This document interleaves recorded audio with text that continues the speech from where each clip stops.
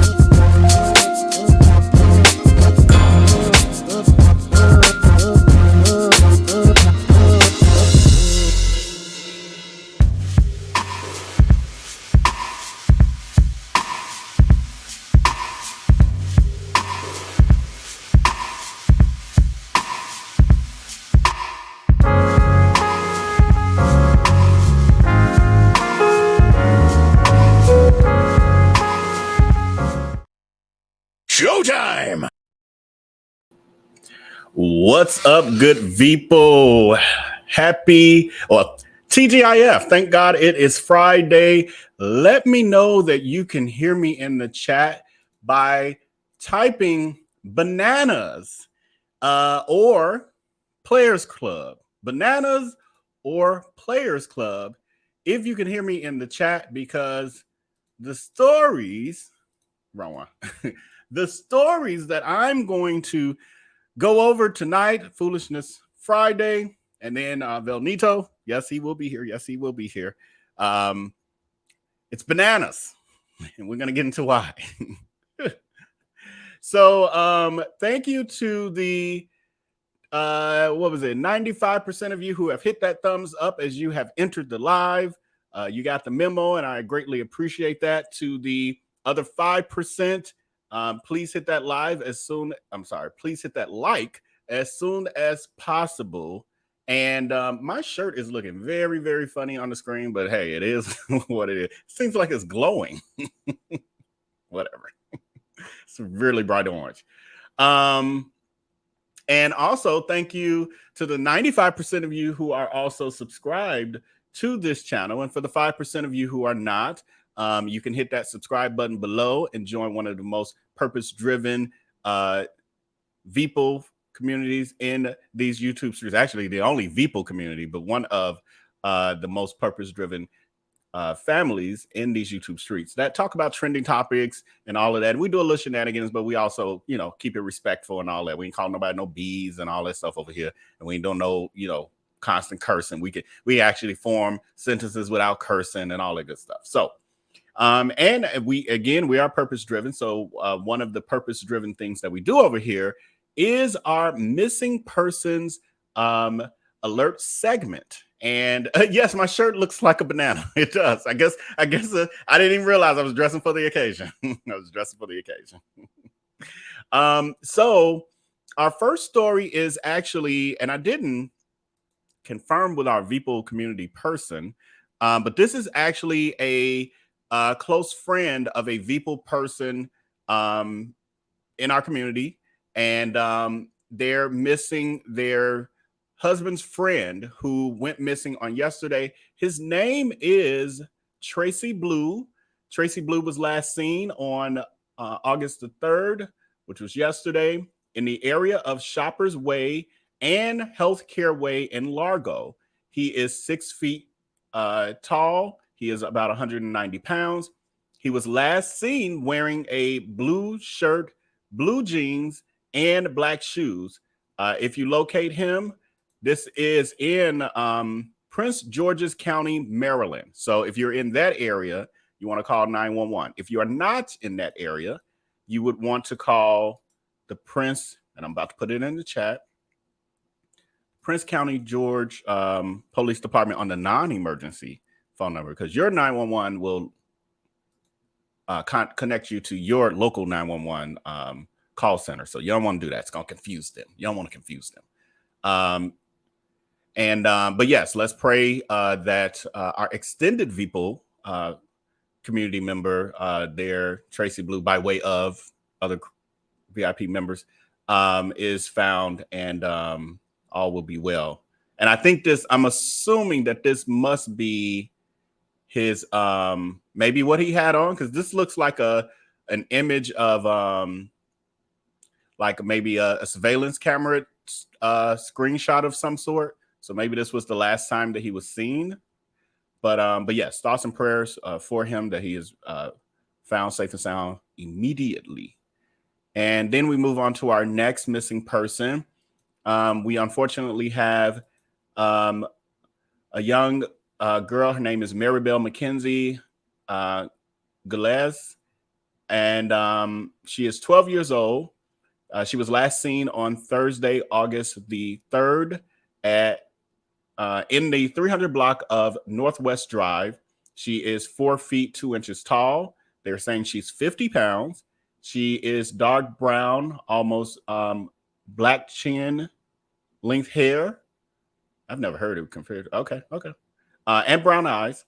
Last wearing a light blue shirt with black and white stripes and a flower under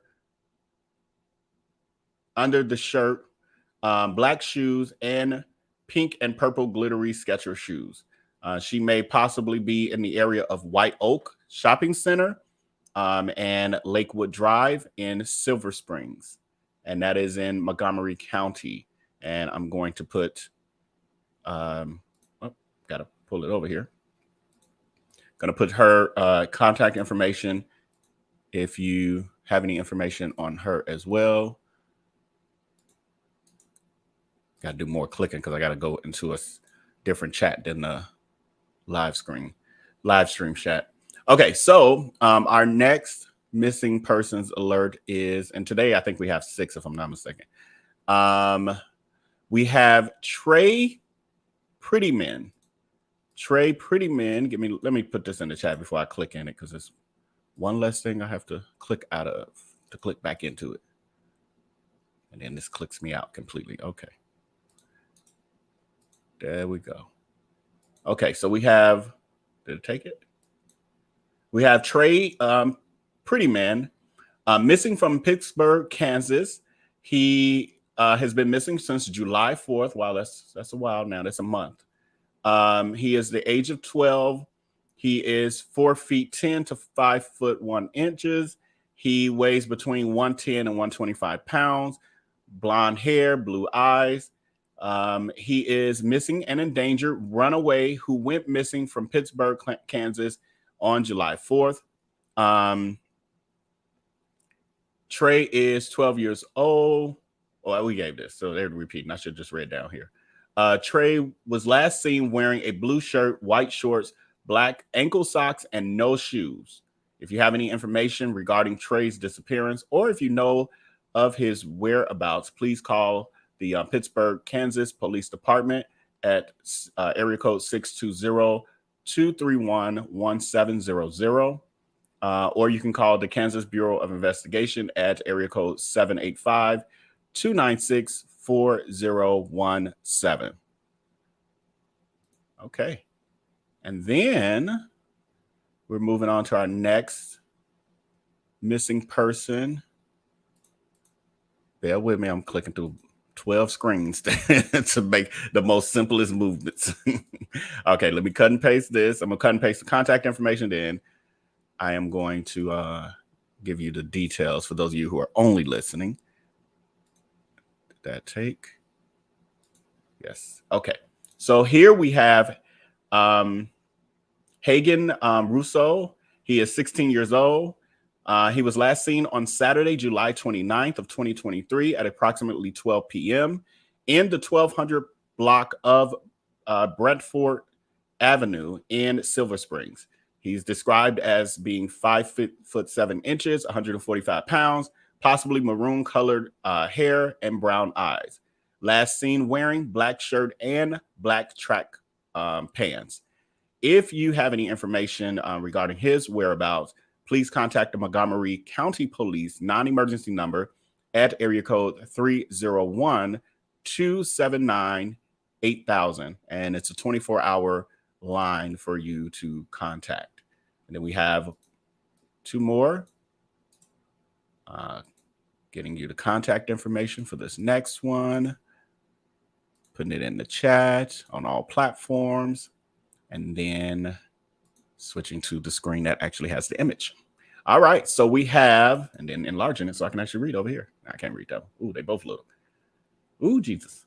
Okay, I think this is Anaya Daniels. So the Hillsborough County Sheriff's Office needs your assistance in locating Anaya Daniels. If anyone knows her whereabouts, please contact the Sheriff's Office at area code 813-247-8200. She's a missing juvenile. She is 17 years old, approximately 5 feet 3 inches, 132 pounds, brown hair and brown eyes. I wonder why they put the weight. I don't know. Does that help us?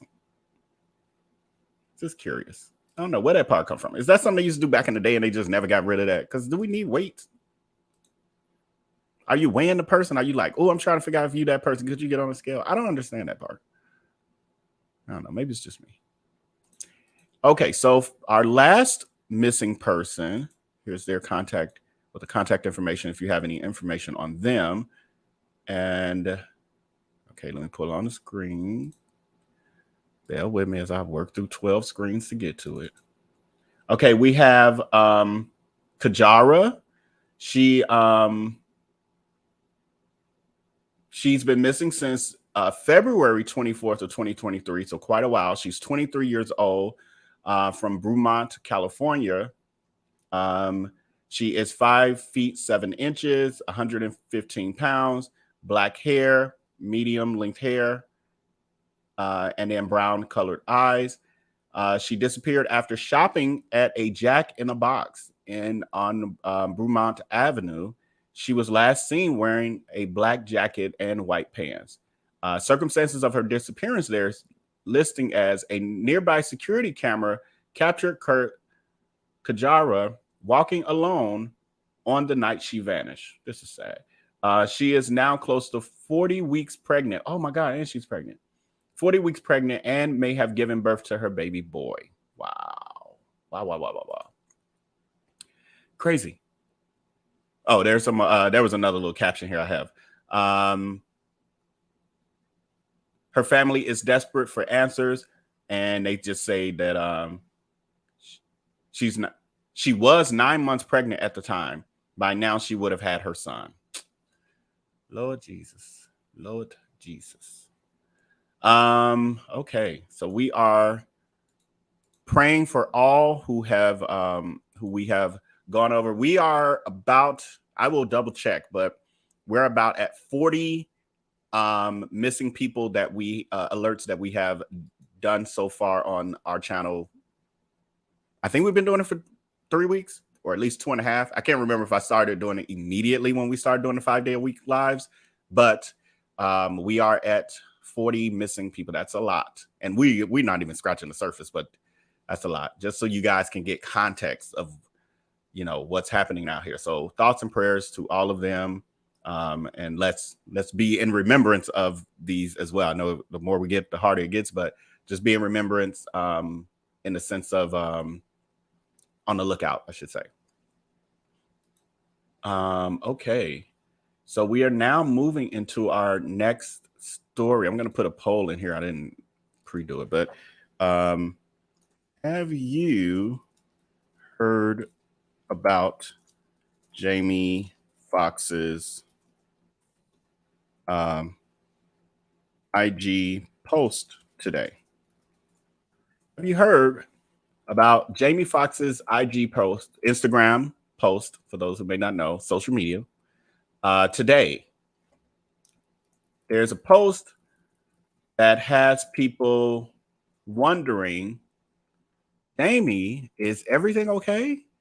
And so this afternoon, see a message from Jamie Foxx on his Instagram. I don't think his page has been hacked, but no one has said anything. And we know he don't talk. We know they don't talk over there. We know that.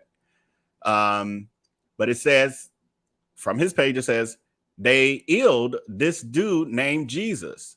What do you think they'll do to you? Hashtag fake friends, hashtag fake love. So this has some people are concerned, and they're like, is everything okay? And then there are other people who are like Stephanie Mills, singer legend Stephanie Mills, responded under the post, and she said, facts. It is facts. It's facts. But I think people are concerned because of, what's been going on with him, and maybe, something's gone awry, and people are now concerned. You okay? Anybody messing with you? That sort of thing. Stephanie Mills is like, facts. And that is true. If they crucified Jesus, how do you think they won't talk about you? You and me and our whole family. And then Claudia Jordan, she was like, damn, this is Claudia Jordan from, she was on the Housewives of Atlanta for a brief moment. One season, I think, y'all let me know for sure if I'm right or wrong with that. Like one season.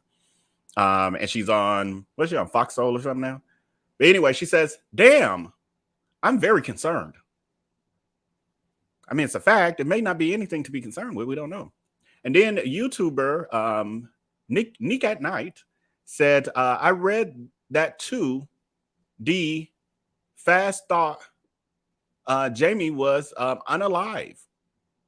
So she's saying, when I saw this, I'm like, oh my God, he's not here with us anymore. I guess because of the ill word in there. And then someone said, it's true, meaning don't expect anything less when you stand for the truth. Now, we know that's, don't we know? Because we speak the truth over here, and we get a lot of people who try to slander our name over here because we speak the truth. A lot of people. Well, I ain't going to say a lot of people. A certain segment of the people. Not the people. The people got more sense. I'm talking about the people. The others. So 17% of you heard about this tweet today. I'm sorry, this Instagram post today, and 83% of you are like, hell no, I ain't heard about this. What's this about? This is all I got for you. I don't know. Jamie ain't called me back to tell me. First of all, I have to get his number. Or even he had to even know who I was. We got a long way to go before I can be calling him. But anyway, yeah, so that's pretty much all that's out there with that. But what I did notice as I was, I do a deep dive when I do. He actually had another his post before this, because that's what I be looking for context clues. Like, what happened? What happened? And so he had a post before this, and 2 days ago, that was his last post. And he said, new me, new bottle coming soon at Brown Sugar Bourbon. I don't know if he did this to somebody on his team. I don't know if he really controls his social media or somebody does it for him. I don't know. But anyway, and then he attached this image of, I guess, just the letter announcing that is coming soon. So it says, USA Summer 2023. The following statement was released today by Jamie Foxx through his liquor company, BSB, whiskey located in Dallas, Texas, in response to the interest in the future of BSB whiskey. And it stands, well, I don't know, brand new BSB whiskey bottle coming soon. I don't know what BSB means. Maybe one of y'all do. If y'all know what it means, put it in the chat. And I'm gonna jump over to some see if we got any starred questions. Why is this thing doing it? We got one starred question, so we're gonna handle. Oh, thank you so much for the super sticker. Arian Smith. Arian Smith is saying towards the transcripts. Thank you very much. Because you guys did show up and show out last night. There's a chance that I may need a little bit more, but I'm gonna double check over the weekend when I start pulling them down. Because I ended up I was on live again today during the Work With Me session on Patreon, and for 6 hours today. And I ended up remembering this today that I had an email from the stenographer that actually did tell us the total estimated total amount of pages with the transcripts, and it's 1,650 was what she put on there that she was estimating it would be. At that time, the cost, if you wanted to buy them from her, was going to be $6,000, $6,000 and some odd dollars. So because of us waiting patiently, I always tell y'all, patience, grasshopper, patience. And so because we were patient, it's a whole lot less than that. It's going to be a few hundred. What I don't know is the exact amount, because for one, I don't know how many pages it turned out to be. And the way I have to do it is you pull down each day by day, and it doesn't tell you how many pages. You don't know until you click view it or whatever. Then it automatically charges you. And that's when you know how much it is. So that's why it's hard for me. I saw, as I rewatched the part of the live last night, I saw I think I saw more than one person ask how much. I don't know until I get into the weeds with it, how much it's going to actually be. So any donations towards that and, to benefit this platform and what we're doing is greatly appreciated. Also, Marianne pointed out to me that I haven't mentioned, she was asking, is it true that if you do a super chat or super sticker, you basically send money through YouTube, does YouTube take some of the money? Yes, they do. They take 30% of whatever you send me. So if you don't want to give YouTube any of your money towards me, then you can cash at me. I get every dime of that, every penny, except for the fees. Do they charge fees? It ain't nowhere near no 30% though. So if you want to, I'll put it across the screen too. I forgot for a little while at the beginning and the end of the show. I don't like this scrolling the whole time. It just bothers me. Aesthetically, it bothers me. But anyway, that's the information. Cash App, Zelle, Venmo. Yeah, those are the methods in which you can donate to the cause, and it's greatly appreciated in advance. And I'll also recognize you. So, what else? We done with that? Yeah, so we are done with that. I read the comments.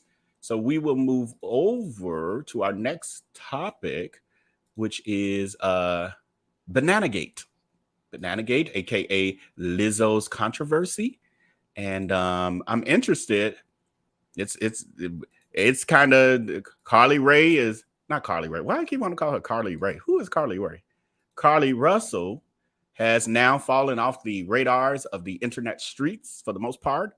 And Lizzo has taken her place. And it is trending like nobody's business that people are saying, Lizzo, what is wrong with you, girl? Why are you torturing the peoples? That's what the allegations are saying. Lizzo, the person who has built her reputation on positivity, uplifting, not bullying people, all of those sort of things. Thank you for the Cash App that just came. Now, of course, other screens are popping up. Thank you, RN Smith and Norin H. Thank you so much for the super chat and the Cash App and the support friends. So anyway, and I'll get to the comments. Our moderators below, only Alice Blessed Child of God is below in our backstage, and she'll be so kind and gracious to star any comments that are questions and things that I should see. So anyway, we have Lizzo, and if you're not aware, Lizzo, 97% of y'all are aware of this. Right, you can't even avoid it at this point. So for the 3% of you, let me give you a little background before we get deep. Her former dancers who worked with the Grammy Award-winning singer have filed a lawsuit against her and her production company, alleging a hostile work environment caused by harassment and discrimination. And these are women of color. It's very odd. Women of color having this experience while working for a woman of color. Interesting. Anyway, discrimination and weight shaming for a woman who's about body positivity and this is my size, deal with it. And I'm going to still flaunt it. And then shaming other women, allegedly. The dancers, Crystal Williams, Ariana Davis, and Noel Rodriguez, claim that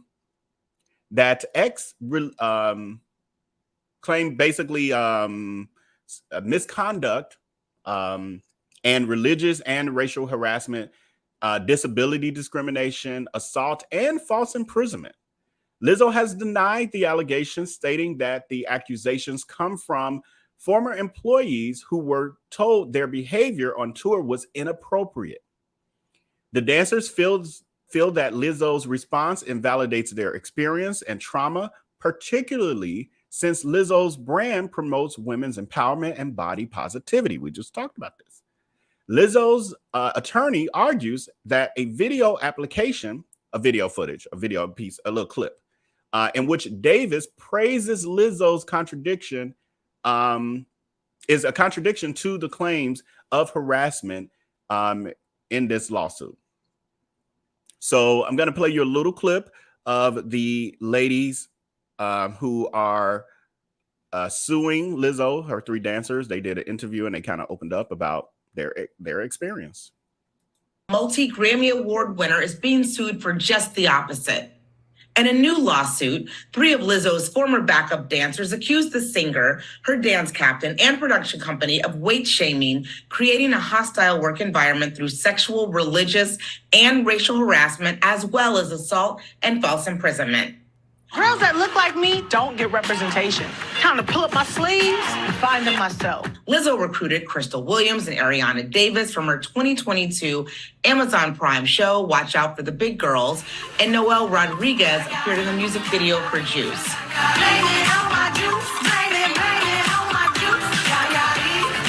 Williams and Davis were then fired in the spring of 2023, and Rodriguez resigned shortly after. It started off so great. We already had a preconceived love for her because of everything that she stands for. The lady shared details of some of the allegations in the lawsuit, including weight shaming. They would always ask, you seem different, what's wrong? My demeanor was the same, my energy was the same, my danceability was the same. It was the first time I had showed up noticeably having gained weight. And she said that she was worried about me. I can only contribute that to my weight gain. I know it's alarming to hear that Lizzo, a plus-size woman who preaches body positivity, would be fat-phobic, essentially. But I want to challenge people to understand that, hurt people. Davis alleges Lizzo pressured her into touching a nude performer at a sex show in Amsterdam. She started to chant after I had said no multiple times. She was like, Ari, Ari. And then everyone kind of joined in, Ari, Ari. I briefly touched the performer and withdrew my hands, and, everyone kind of burst into laughter because me, of all people, they thought it was funny that I was touching this performer. I kind of laugh it off, and sorry, I'm a little emotional about it. I kind of laugh it off, and I even remember making jokes about it because I just was trying to get the attention away from me. Could you not have left earlier? We're here because we want to be good enough for Lizzo. We then discussed a claim that Lizzo physically threatened Noel after saying she wanted to resign. I just said, I feel unsafe. I feel disrespected. There's a bunch of mistreatment and just unprofessionalism going on. She basically started to ball up her fists and crack her knuckles. And she was like, ooh, you're so effing lucky right now. But she's inching her way towards me, alluding to, you're so lucky I'm not going to hit you. Her best friend, who's also one of our dance members, she jumped out of the couch and she was had to go and physically pull her back from hitting me.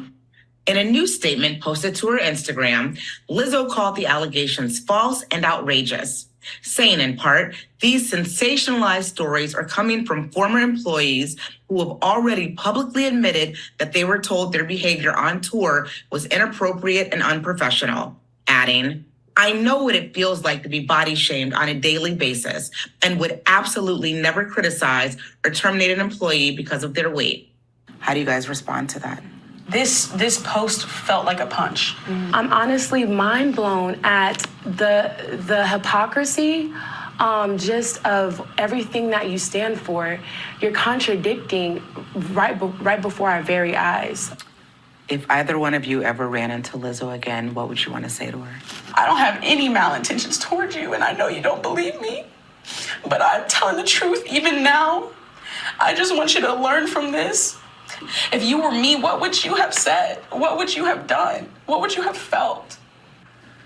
Well, Lizzo's attorney, Marty Singer, released a statement. It's long, but we need to read it. It says, in part, evidence of this being a sham lawsuit is confirmed by one of the plaintiffs, Ariana Davis, in her own words in her video interview for season 2 of Watch Out for the Big Girls in April 2023, after virtually all of her alleged claims referred to in her lawsuit. Ariana Davis stated, quote, it's been so amazing and such a beautiful journey. I look up to her so much. I just want to follow in her footsteps, and I just want to share that with the Queen Lizzo herself, end quote. Now, Singer goes on to say, these do not sound like the words of someone who was harassed or discriminated against, and he says that they are confident that Lizzo will be completely vindicated in this matter. I wanted to try to grab that comment before it got too far. I see a lot of comments. So this is definitely a hot button issue. So hold on, my screen is got me losing stuff. So yes, so in listening to it, I do believe that those experiences happen, but hold on, I was gonna read that. Lydia Jones was saying, it sounded like there was a lot of innuendos throughout what they were explaining. Like even her saying, being around the scrippers and being forced to touch their bodies. It sounded like horseplay to a degree, but I could see how the tone or her real true feelings, maybe people were not noticing or weren't expecting or didn't know was that deep. You know, she like, no, you know, and like she even said, she joked about it after. She probably was, no, not like, no, you know, and so it could have been misreading of that, etc. And they thinking it's being playful, and they are grown people, and they are with, you know, exotic dancers who they're okay with being touched, and you know, most of them, or probably in this situation, probably getting a ton of money. You know, Lizzo's, they probably making it rain and all that.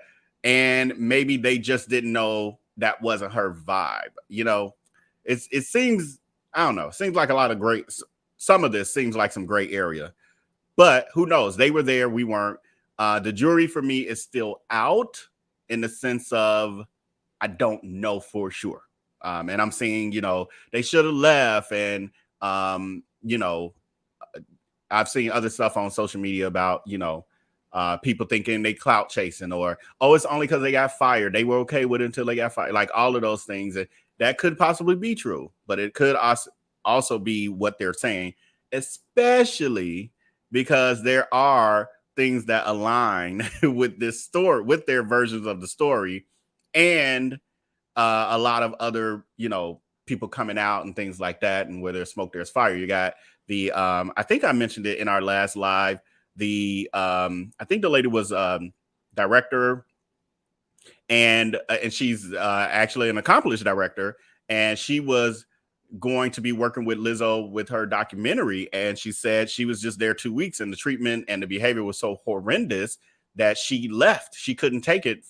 She was just like, it's just not worth it to be even attached to this, and the accolades she could possibly receive from it. It wasn't worth it. And so what would she have to gain from saying that?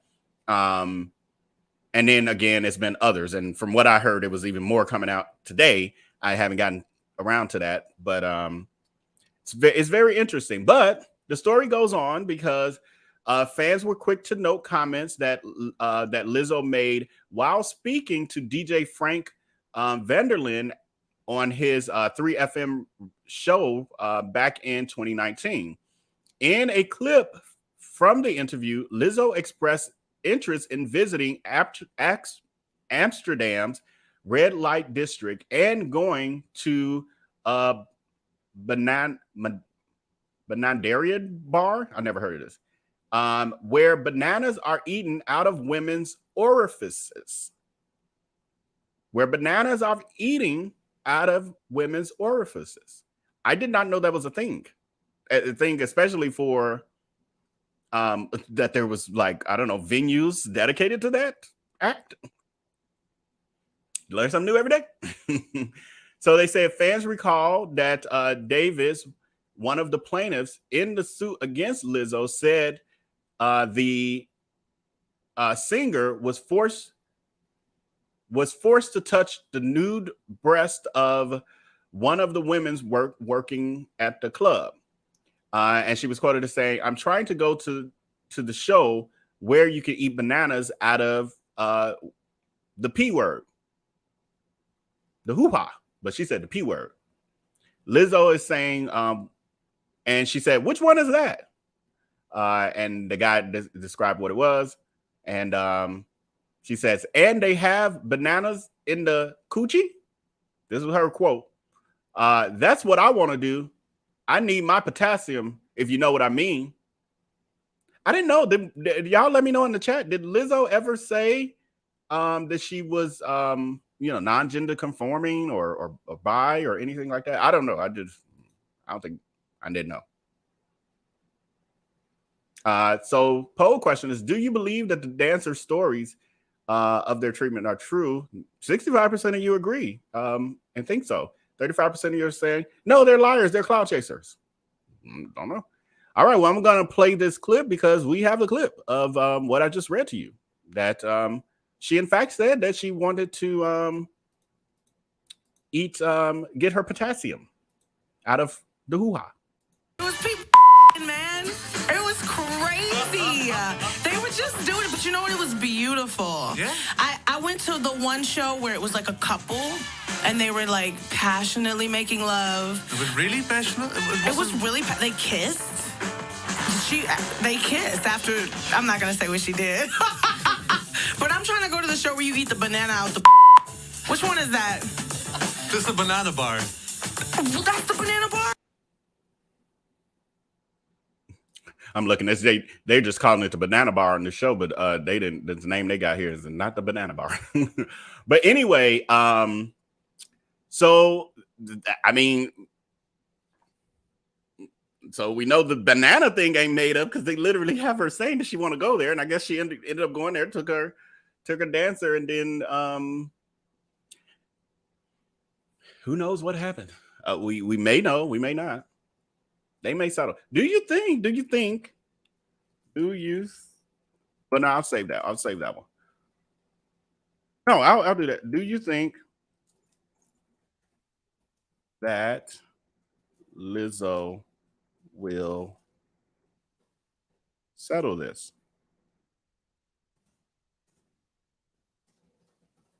Do you think she'll settle this behind the scenes? Do you think that this is going to probably be out here till the weekend? By next week, it's just going to start slowly quieting down and nothing else going to be coming out? And these ladies ain't going to be interviewing nowhere else. I heard that they are on a press tour right now.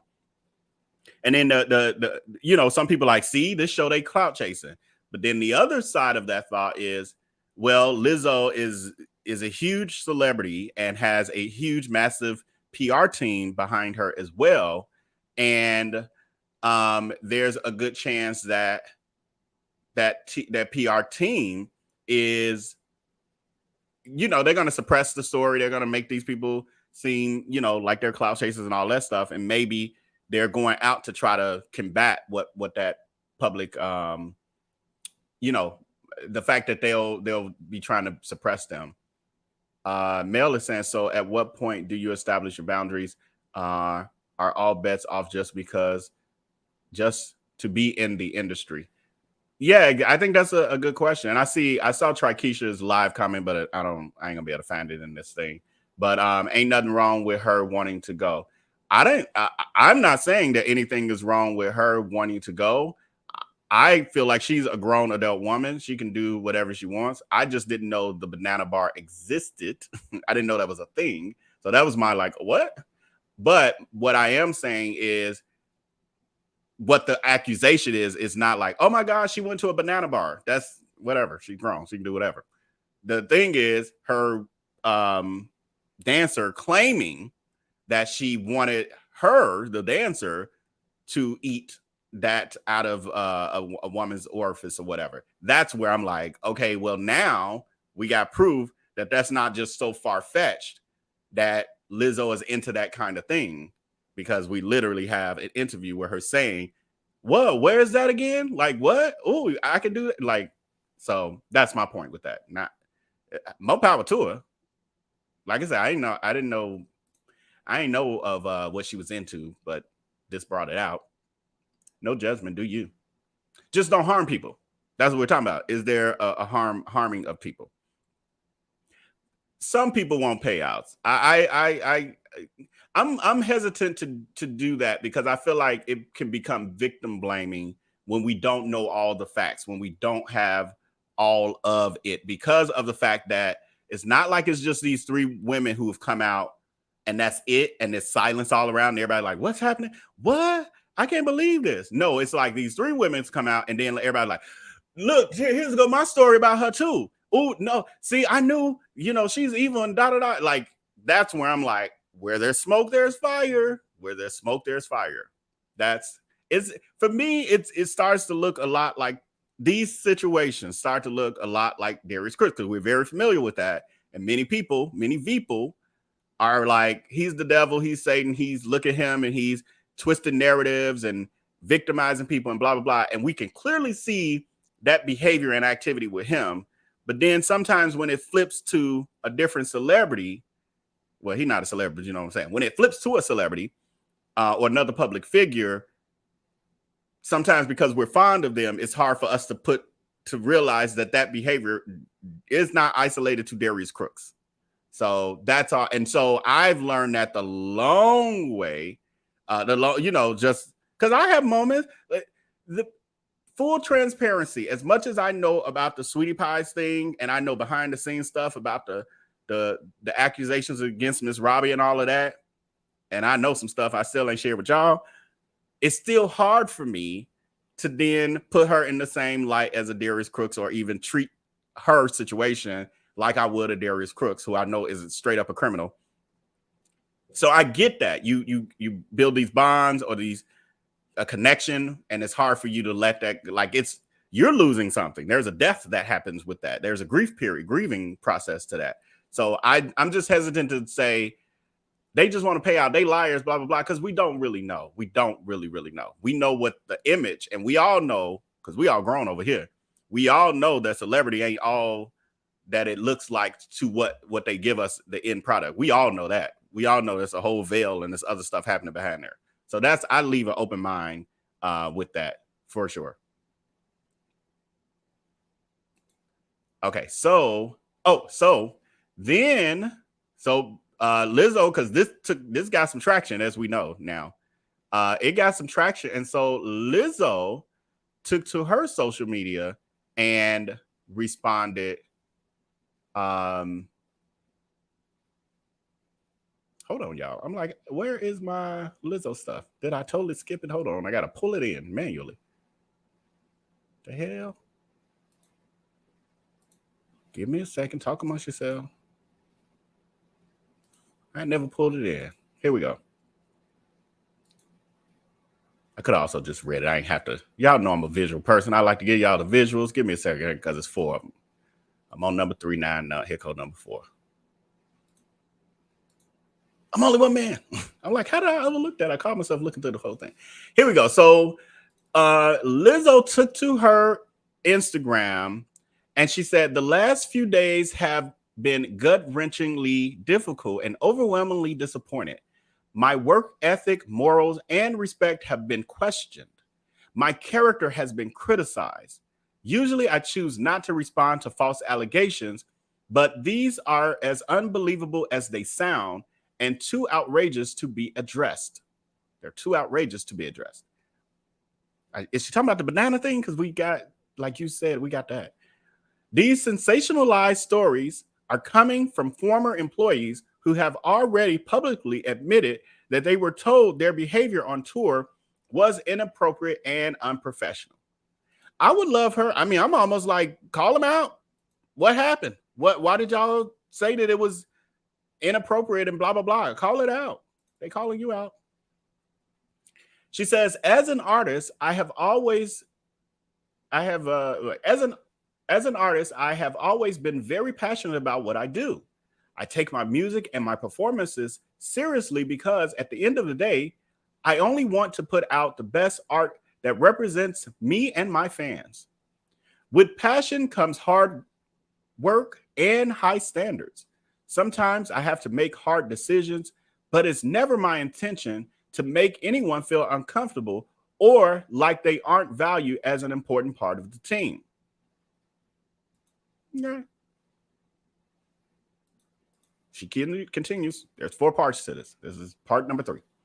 She says, I am not here to be looked at as a victim, but I also know that I am not the villain that people and the media have portrayed me to be these last few days. I'm very open with my sexuality and expressing myself, but I cannot accept or allow people to use that openness to make me out to be something I am not. There is nothing I can take more seriously than the respect we deserve as women in the world. I know what it feels like to be body shamed on a daily basis and would absolutely never criticize or terminate any employee because of their weight. That is a very odd claim, but you just never know. I gave the example,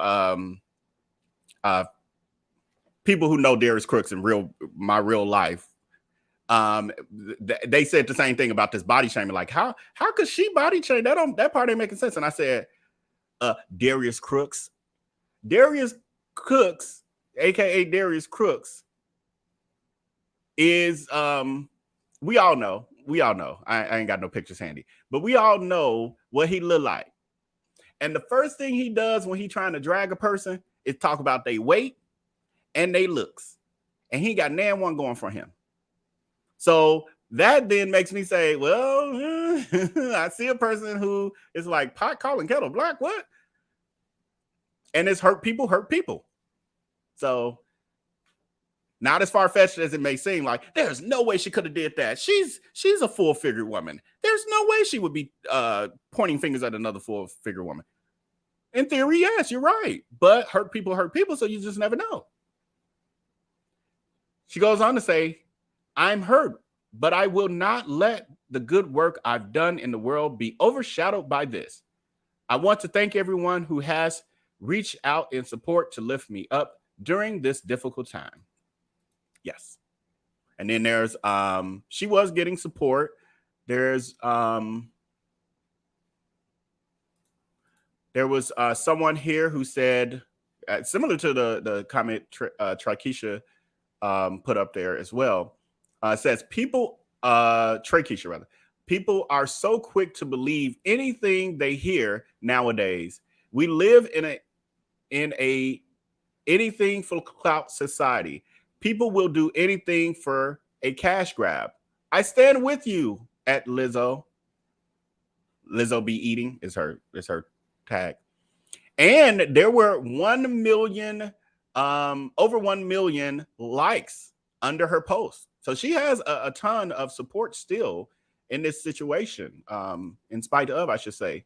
The poll question is, do you think that Lizzo will settle this? 76% of you think yes, she will absolutely settle this. My other question is, do you think that Lizzo should be canceled for this? I'm just curious of what y'all think. I'm not gonna say what my opinion is because I don't want to skew y'all no way. Then on top of that, so like I just spoke to, there have been people coming out with their, oh my God, guess what she did to me? Like, my turn, I got something to say, like all that. And so one of the people who was like, oh, hello, I got a story, was or is her Lizzo's current boyfriend's ex-girlfriend of 10 years. She took to her TikTok on yesterday, if I'm not mistaken, and she had something to say. Late 2016, 2017-ish, she and my boyfriend were co-hosting a show on MTV called Wonderland. And no, she wasn't very nice. She wasn't very nice to me. I knew she didn't like me, but the people around her were nice. Like, her sister seemed nice. And I kind of ignored it because I felt like, well, you know, she's already like in this celebrity scene or whatever. So she probably just feels like she has better things to do than talk to me. And I just noticed that, like, even when we were just out to eat or at the beach or something, she still wasn't very nice to me. And it wasn't like a production thing, like, oh, she's just really busy or whatever. She just didn't like me. She didn't say anything that was mean, but she was really like standoffish or like wouldn't talk to me. You know, like when I talked to her, it was kind of like, oh, okay, like, get the fuck away from me. I don't want to talk to you. So yeah, I eventually found out that she and my boyfriend has something going on, ex-boyfriend.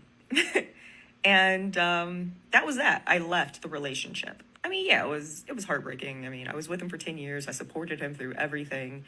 And when he finally got a big break, he left me for Lizzo. It was really hard for my mental health. I went through a really difficult period of time trying to be okay with this, because it wasn't just like, oh, I broke up with my boyfriend. It was like, oh, I broke up with my boyfriend and he left me for a person who wasn't very nice to me and turned out to be, like, after the fact, after we broke up, she became a Grammy award-winning celebrity and everybody in the world loves her, and her message is like love and light and positivity, after knowing how she treated me. But I didn't want to say anything because it made me sound like a whiny little baby or something.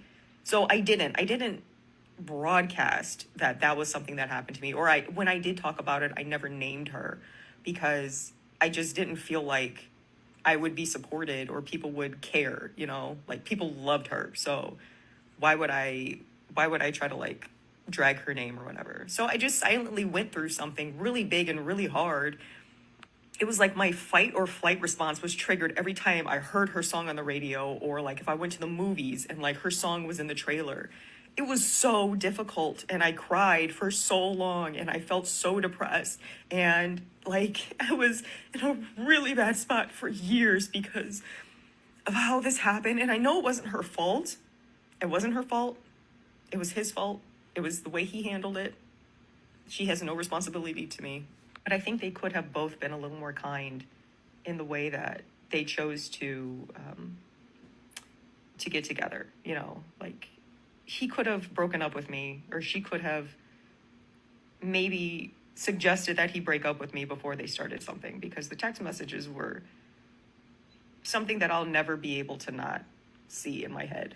I think I'm feeling emotional right now because this is the first time I've ever been able to freely speak on it and feel like people will hear what I'm saying and not just like come at me for saying something about somebody that they really like. And it feels like this validation.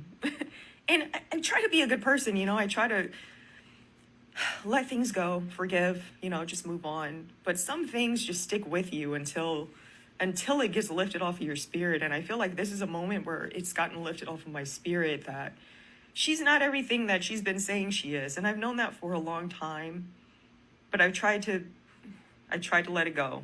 But now that it's coming to light, who she really is and how she really operates, it's just like vindication. It's like what I went through was real, and I don't have to be quiet about it anymore. I don't have to be embarrassed about it anymore. It's true. It's true. I've seen it. It's real, and now I can like put these feelings aside and just like really move on. I guess I never really thought I needed that, but I did. I'm realizing that I did. But the biggest takeaway is just be kind. Build your character and be kind. Operate from a place of love. Love yourself. And when you truly love yourself, that will extend itself to other people. Be the same person outside as you are in privacy behind closed doors. Don't try to build yourself up in a fake persona. Just because people say the right things or put on the public displays of humanitarianism or I care about you, and you know, like people love hearing those things, but what we're really not looking at is how people actually live their lives. And it's okay to get those motivational moments or those inspirational messages from people. Take the message, apply it to yourself. You're smart. You know what's right and what's true for you. So take those things and let them make you a better person, but don't ever idolize messengers. Do not ever idolize messengers. You do it for yourself. You figure those things out for yourself. You set your course. You set your path. You do the things that you believe in. And don't think that just because someone else is saying it, that they're better than you or anything like that. We're all human. Don't forget that. Ooh, she ended that on a good note, but y'all are rough. I'm looking at the comments. I'm like, Jesus, I thought these were my people. Y'all got me like, remind me not to tell y'all none of my traumatic stories of life. Y'all like cloud chaser. Why say something now? Blah. I'm like, Jesus. I'm taking it that many of you have not had the experience of having a person do you wrong, and then because of their status or power, your feelings, etc., be invalidated. I think that's a little bit. So I think I can tune in to that a lot easier based on my own life experience, and maybe that's the difference. I'm like, ouch, ouch, ouch. I wasn't expecting that. But the poll is, do you believe the ex-girlfriend's version of the breakup story? And I'm not saying necessarily I truly like everything she said is 100% true and blah, blah, blah. How dare Lizzo? I'm not going there, but I'm just saying like, wow, ouch, ouch, ouch, looking at the comments. I was feeling that. Ooh, ow. 55% of you are saying, yes, you do believe her version. It's close though. And 45% of you are saying, no, she's a clout chaser and get over it. Jesus. So we're going to do, wait, was that it? Oh, and this is the other thing that's come out of BananaGate. I'm just coining it at for ish and giggles. BananaGate is the memes. This is the only one. I forgot. I don't know. Did somebody send me this? I can't remember. They are comparing her to wasn't her name Goldie from Players Club? Wasn't this Goldie? They are. I saw this and I was like, wow. And then also the poll question I just put out there. I saw this on the Neighborhood Talk, and it had nothing to do with this story, but yet aligned with the story because I was going to put this out there I don't know, social media or something.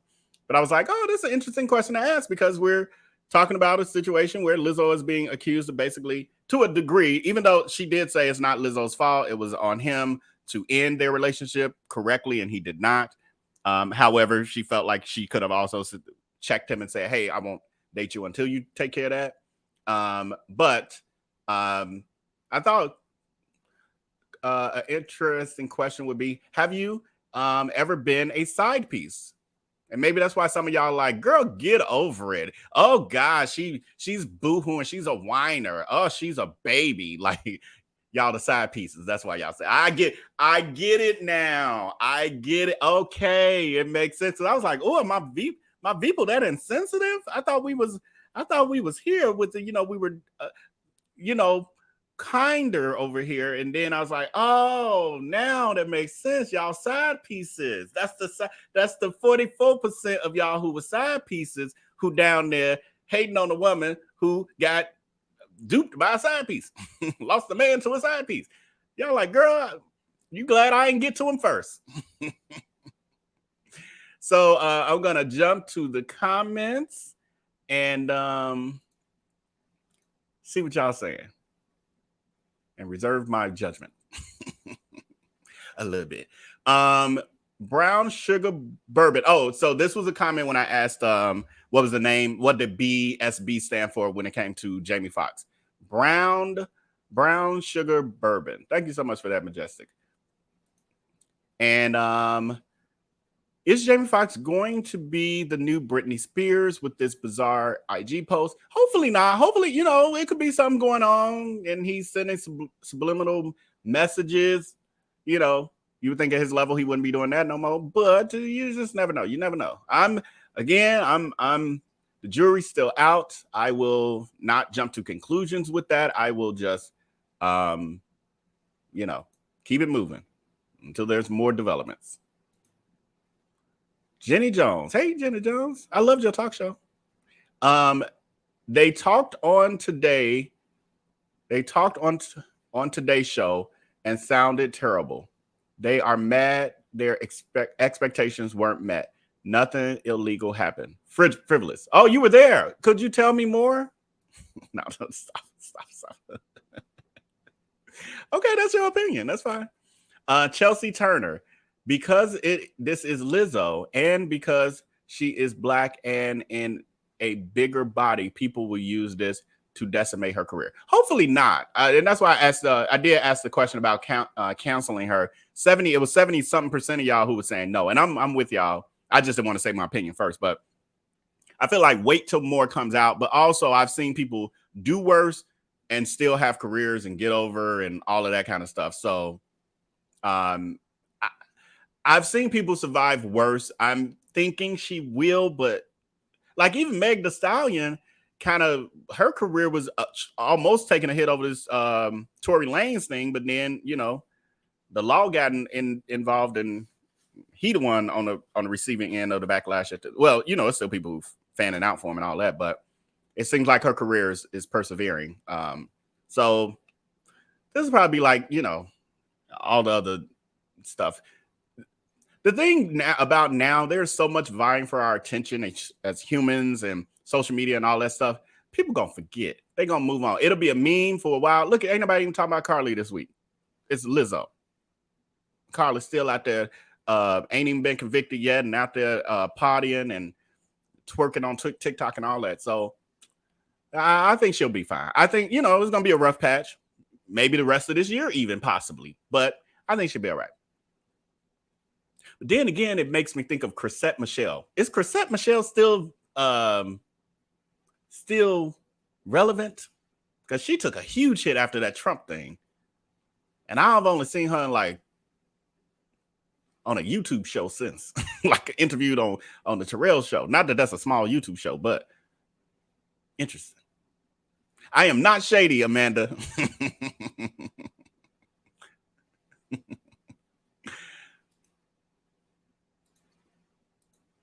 Alice is saying, I wouldn't settle nothing if I'm innocent. I agree with you, but it's when you're in that kind of space, Alice, like what we have to consider is for her, let's say she doesn't settle and she's innocent. Let's say she's innocent and she like, because I'm innocent, I'm not going to settle and we're going to drag this out. It's going to be, for her, the money wouldn't be as big of an issue. What the issue is going to be is this fact that she keeps it in the public eye. So from a celebrity perspective of we need to squash this so we can keep these other deals coming, so we can keep this money generating and all that. She can't have no trial going for the next 2-3 years, you know, because it takes time for that stuff to really happen, to discovery and all this other foolishness, not foolishness, but stuff, all of that. And meanwhile, the public is still covering it. And every time some new document gets filed, somebody looking it up. And now that's taken away from her, the attention from her brand and potentially endorsements and new deals and books and whatever else. And so I could see, and that is typically why celebrities, and people know this too, but that is typically why, especially A-list kind of celebrities and some B-list, will settle these sort of things to make them go away. Even on the Housewives of Atlanta was just talking about the episode last weekend, I think, or maybe this week. But they were advising Drew, because Drew had a chef come to her home, a personal chef, made dinner for her and Ralph. But the lady was like trying to try her, have them try her out. So I think she offered to do it for free, but then said they didn't pay her, something or other. So she's now suing them. Well, the girls were like, she's suing for like $1,000, $1,500 or something like that. They like, girl, pay for it to go away. And that would like, pretty much they were saying it in the sense of like, girl, this is what you do. Just pay it to go away. And so it's a thing. And people know that. And that's why people will sometimes make up things about celebrities. But so what I'm here to say is, well, I ain't gonna say it out loud because I ain't finna put that out here. But I understand. I understand completely. And I understand completely. I'll just say that. I'll talk on Patreon about what I would do in these situations. Vel, that's a big ass water. Yes, this is my coldest water bottle, and it's got my logo on it too with my name. You can kind of see it. Yeah, I'll probably be sharing my little affiliate code and all that stuff, but it keeps your water cold. Put ice water, it lasts well over 24 hours. So yeah, it's perfect because now I ain't got all these ice water bottles around me and pouring it into the next bottle and all that, because I love my water to be ice cold, ice cold. Thank you for noticing. And she was Paradox. Okay. My thing is, Chelsea is saying, my thing is this going against your own moral code to move your career forward and then crying and suing when it doesn't work out is crazy. That alone gets no sympathy from me. Yeah, okay. I mean, I'm more, I mean, some of y'all just like, we've made the decision. We have the ruling. Court is in session. Guilty. And I'm like, damn, did we get the story yet? Like, all we got is articles from media outlets. But okay, have at it. Yeah, y'all done convicted them and everything. The watchers, she can't just call them out. She has more to lose than they do. That's true. Her attorney is likely guiding her public statement. Yes, and really, honestly, I said that from the perspective of just talking, because that's what I'm here to do, just talk. But as I was saying it too, I was like, she can't just be saying any and everything. I know better. But thank you for that. Thank you for that reminder. Margin USA says, I think because Lizzo is so much on the internet and what she wears, she has made some enemies because of what she wear, like her outfits. You're saying? I don't know. I think that's what you're saying. But I don't know about, I mean, she made enemies. I mean, I know some people they like, I don't like all that. She doing too much. Like, I get that, but are they enemies? Do they hate her? Like, hate her? Or do they dislike or don't, or they're impartial or just don't care or don't get her or ain't into her? Like, I get all that. But hate her? I don't know. Or enemies, rather, I should say, I don't know. But maybe. Paradox Truth says, Vel, I don't think it's the banana thing so much as it's forcing someone to do what they don't want to do. I think it's both, because unless I'm misunderstanding, this is my understanding why I was even going the route I went with y'all, is because I thought it was two separate situations related to trying to force somebody to do something they didn't want to do. One being the touching the nude breast of a person, a stripper. That was one. And I thought number two, and I could be wrong because I haven't had time to dig and really wrap my mind and own the story, so to speak. Number two, I thought was the other thing. She was like, and after you do that, eat that banana down there out of that. That's what I thought that they were implying. So maybe I'm off with that. So that's why I was saying I think they're equal. If that's what, touch that, you done. Now get down there and do that and eat that banana. Get that potassium. That's what I thought. I could be wrong. Correct me if I'm wrong in the chat. Chanel is saying this whole Lizzo thing boils down to this. My grandmother always said your coworkers are just your coworkers, not your friends. She got too familiar. She's gonna settle and learn a lesson.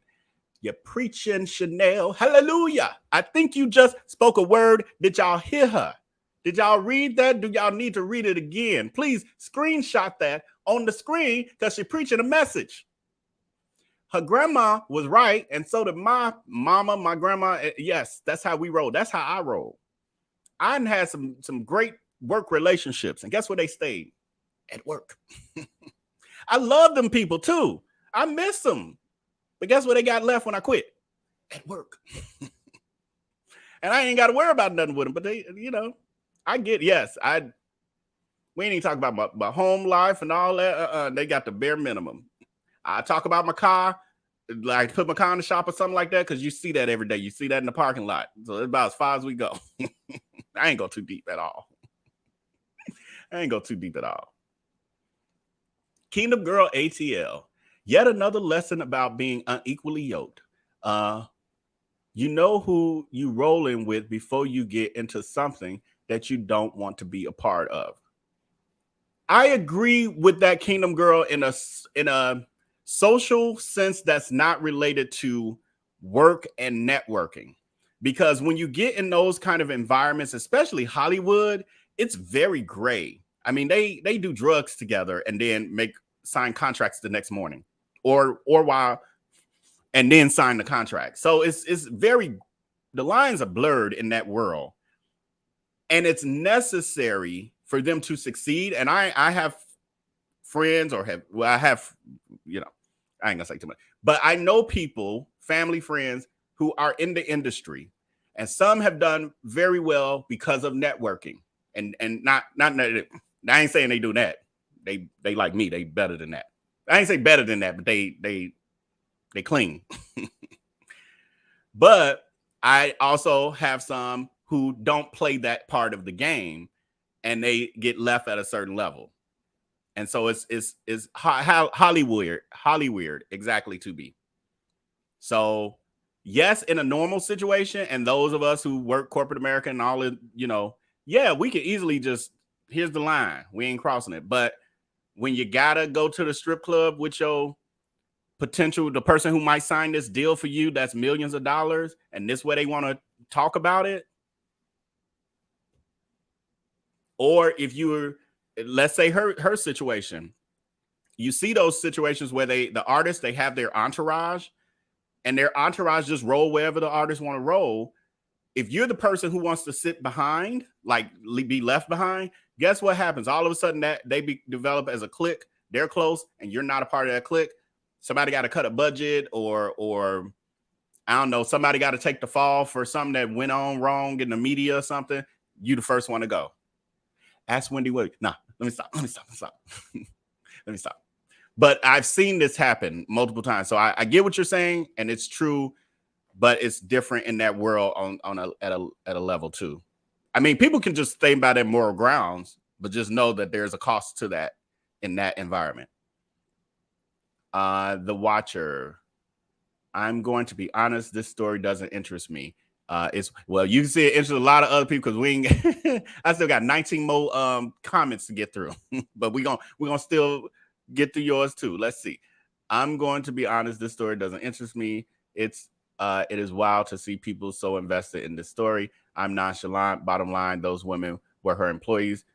She gonna learn today. Yeah. I guess definitely, like she said, it's been one of the hardest weeks of her life. Yep. Paradox is saying, so do you think that dancers' weight gain and her eating disorders may have started to affect her work performance? Do you think her weight gain? I mean, I think that the girl was alluding to that, but there was a lot of subliminal kind of verbiage that I wasn't quite clear on what's what. And I guess because part of it is they do hold that back for like if it does become an actual trial or whatever. So they're not gonna say verbatim they're not gonna put it all out there for the public. So I get that part of it too. Lizzo and her company have insurance. I think they need to quietly settle this with an NDA in place, in my opinion. I agree with you, Sharon. I honestly think that's exactly what's gonna happen. Because you look at I was gonna say you look at Tiffany Haddish and that thing with her and Aries Spears and the kids, and then it was real loud, and then it kind of went away. And I thought that she had settled with them and paid them off, but I just heard, I don't know if it was yesterday or today, that the mom of those two children is now suing her for $1 million for lying on her, for defamation or something. And on top of that, the children, I think, have filed another lawsuit or something. So I guess maybe they didn't pay. I don't know what happened with that. Key Got Joke says, I doubt she will be canceled. Even the baby still getting money. Yep. Doja Cat still got fans, so I doubt it. And so does Darius Crooks, who is a documented scammer and cyberbully and, predator and sociopath and everything else. Brain on Black. Dude was with her for 10 years and didn't marry her. That's what hurts. Yeah, I'm sure that hurts. I mean, if she, but somebody in the comments, I saw your comment in the live chat over here, but then I saw somebody also say, who says she wanted to be married. Maybe he was the one that wanted to be married. And he like, okay, I've been here 10 years and Lizzo might marry me. So I'm going to leave. Who knows? Michelle Duncan says she owed you nothing. He was the one in the relationship with you. This could have been left in the drafts. So you're saying shut up and move on with your life. That's a thought.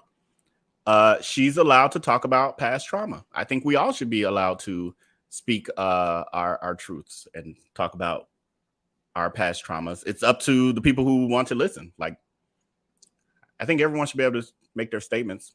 If you're not interested, you don't have to listen. That's how I look at it. But I don't tell people to be quiet about their traumas. Paradox True. Vel, I'm really standoffish when I'm not feeling a person, so I don't get why this is so weird to her. Oh, I am too. I am too. Why y'all think I'm be rolling in these streets? Y'all don't see me all over social media with everybody.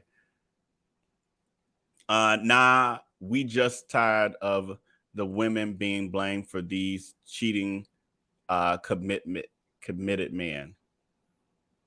But she literally said it wasn't Lizzo's fault. She did say that in the video. I don't know if y'all made the comment before that, but she said it's not her fault. She did say that. She just said the only thing that she could look at is saying it would have been nice for her to tell him, you need to clean that up before we move on, kind of thing, which she should want to do for herself, because sometimes people y'all don't do that.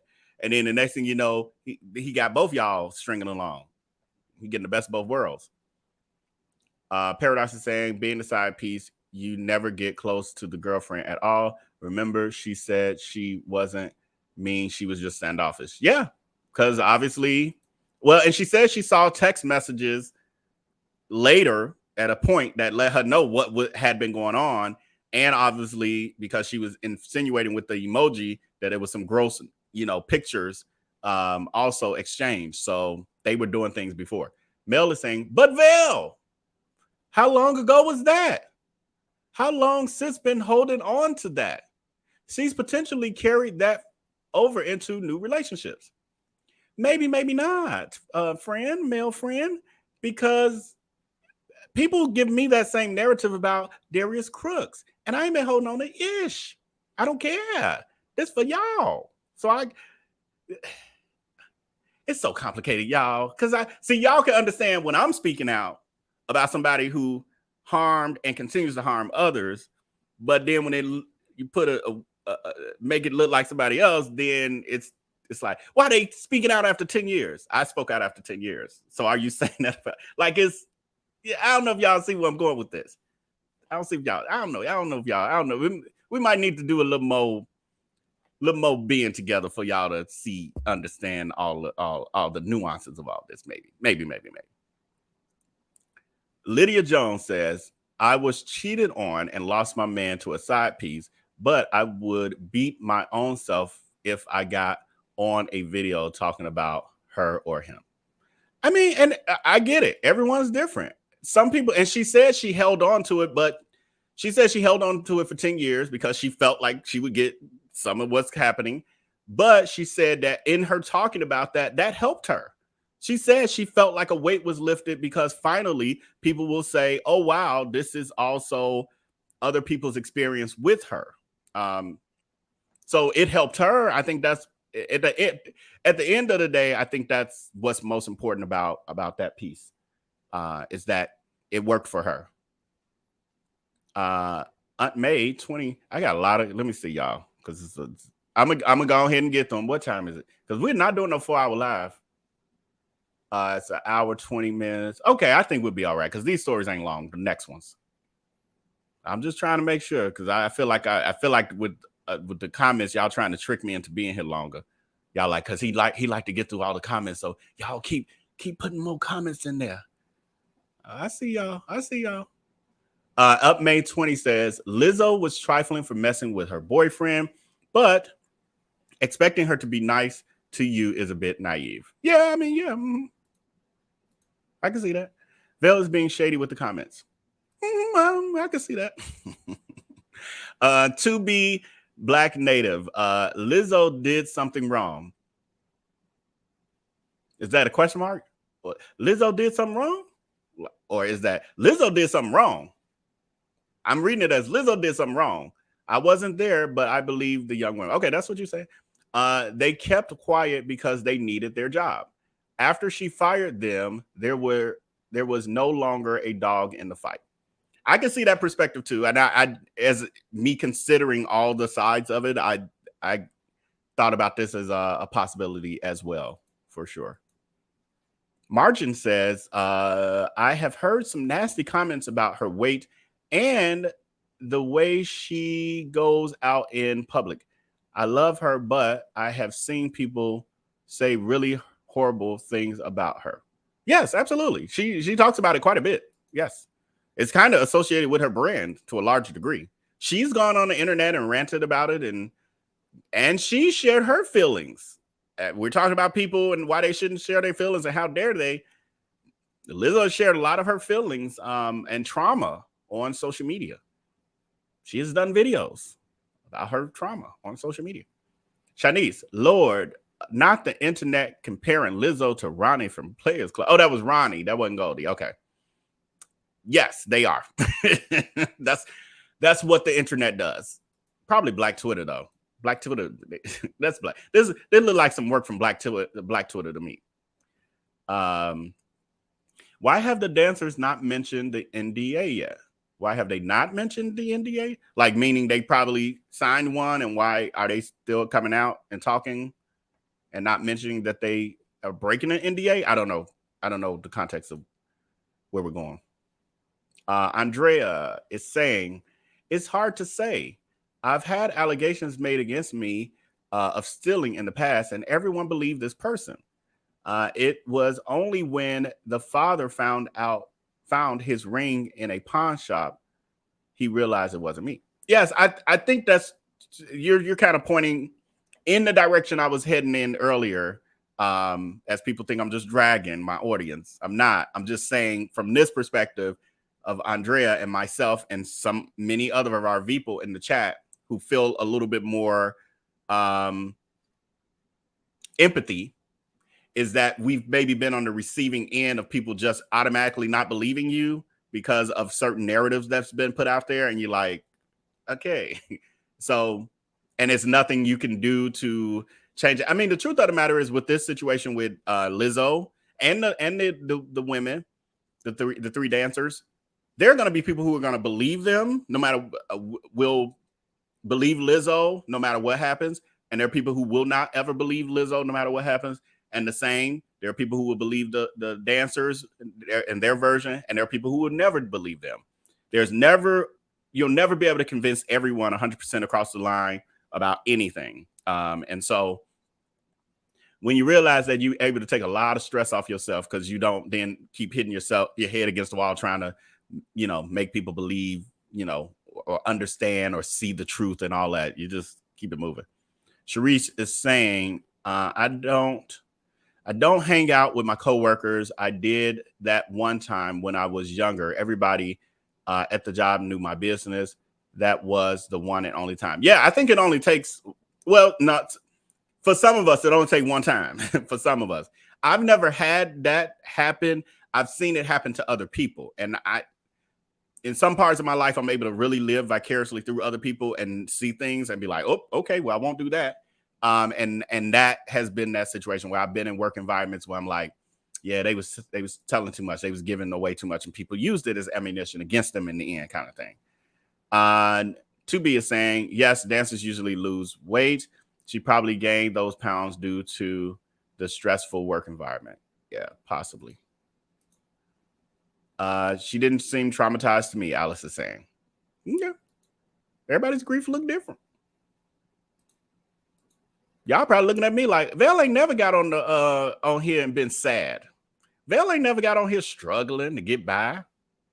You'd be very wrong. You'd be hella wrong. If you was a betting man or lady, you'd be bankrupt. So, have you ever been a side? Did I read this yet to y'all? But have you been a side piece? 63% of you have said no. 36% of you have said yes.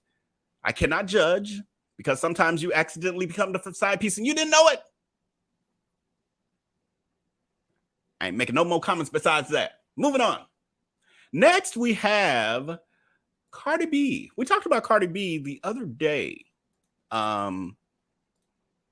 We talked about the mic toss situation. And I'm curious to see who, I should say, have seen that so I can know where we're going with the story, how much backstory I need to give y'all. But did you see my video on Cardi B throwing a mic at a concert goer? I'm really only concerned if you saw mine, not everybody else's, just mine. Have you seen my video on it? Either way, I'm going to play it now, then we get into... Well, no, I'm going to do this first. The incident occurred last week after a member of the audience appeared to throw a water bottle at the performer.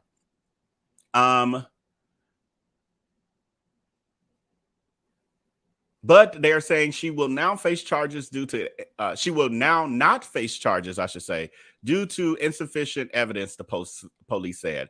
After the police is quoted as saying, after a thorough review of the case and with consultation from the Crooks County District Attorney's Office, this case has been closed, having insufficient evidence, meaning somebody got paid.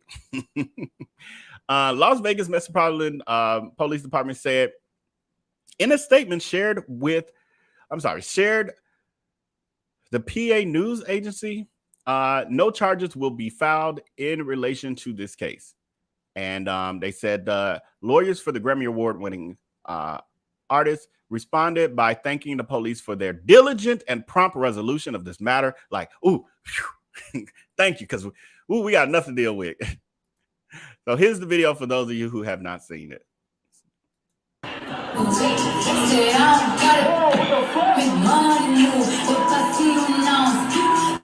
I forgot it was music playing that whole time. So that's Cardi B. Somebody threw water on her, and she's from Brooklyn, right, y'all? I think Queens, maybe. I don't know, but she's from New York. She's from New York, and so her initial reaction was, "That's what they do in New York. They like what? Boom! Like it's before you even know it's over. Like you out." So and you tapping on the shoulder, "Sir, you forgot your wallet. Oh God, you dropped your wallet." So what do you expect? Did you see my video? 79% of you say, well, now it just dropped. 77% of you say yes. The rest of y'all saying, Vel, you got all this content out here and they 12 hours long. What do you think? And you ain't been clipping none of the videos down. You keep saying you're gonna do it, you ain't got around to it. Do you think that she should have faced criminal charges though? Cardi B. Do you think that she should have?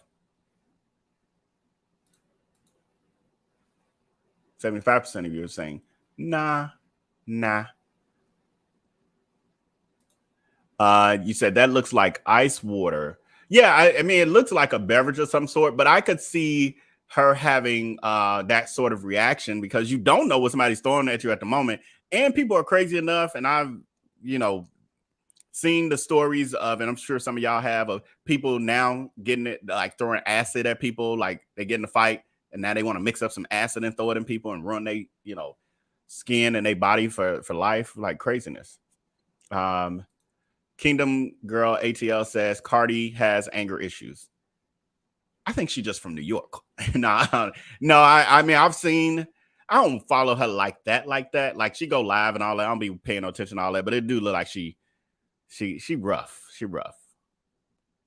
That is true though. Like now you're making me think more because I don't pay a lot of attention to her. Like only big media stuff, but I don't personally pay attention to her. But when I think about love and hip hop and all the violence from that, and most of it was from her, yes. Well, a lot of it was from her. Then yes, absolutely. I would agree. Somebody probably got paid. Yes.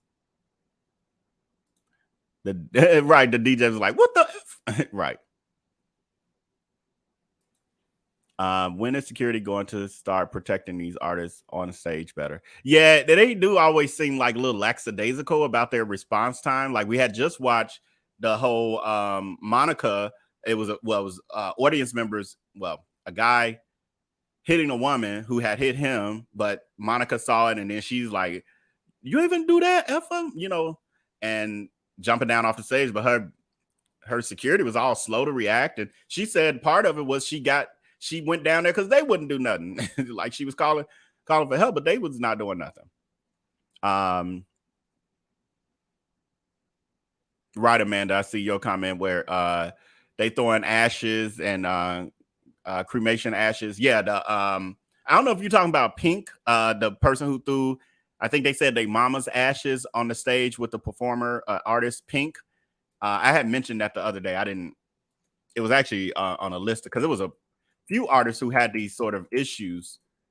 People throwing stuff on the stage. And I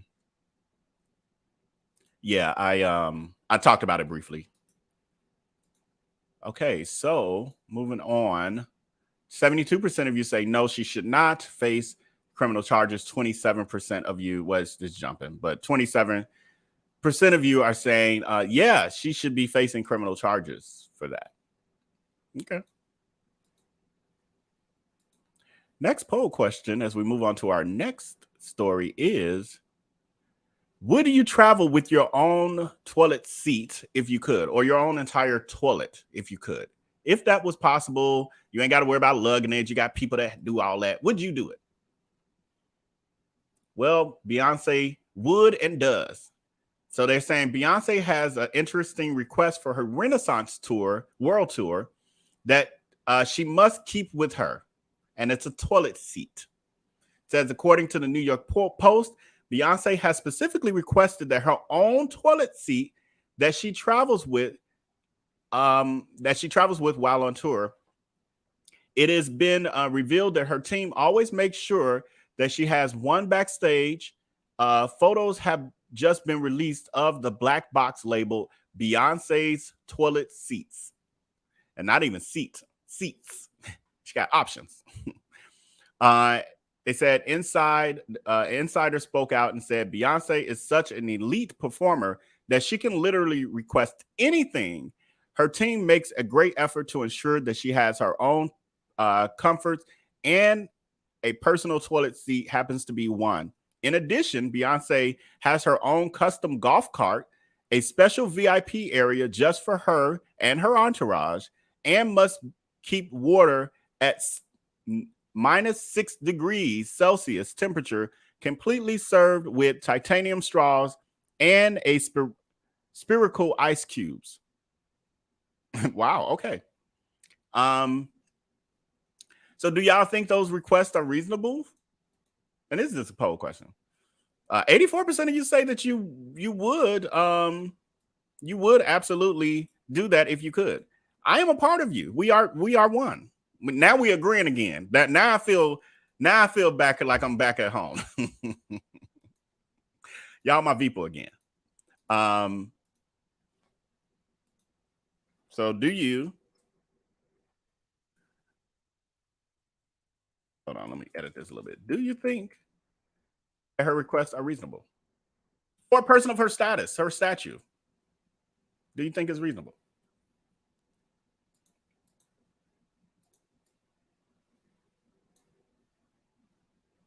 %? Oh, 83. It's pretty. It's about the same as those of us who would get our own toilet seat, travel with, or seats, in a whole case. Yeah, it's 87%. Well, it's just dropped, but it's in the 80 percentile. 80 percentile. So now I want to know, as we go to this next story, have you heard of this next story of, have you seen this video of a lady who went into Target in blackface? A white lady who in Colorado was wearing blackface, and she was ranting at the Target and Starbucks employees. And she said, Lester Holt did whiteface and nobody said ish.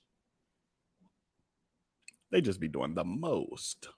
So here's the video. I got it for y'all. Y'all know. Y'all know. You're a horrible person. You're a horrible person. You're literally doing blackface. Yeah. Me later. In the middle of the store. Lester Holt did whiteface. Nobody said shit. Where's your pride section? I need to know. We're past. Oh, I thought they were celebrating this and they took our flag forever. No, I was wrong. My bad. I don't shop at Target. I just take pictures. Join me. Post it on my Facebook, please. My Facebook friends love it. That's the craziest thing I've ever seen in my whole.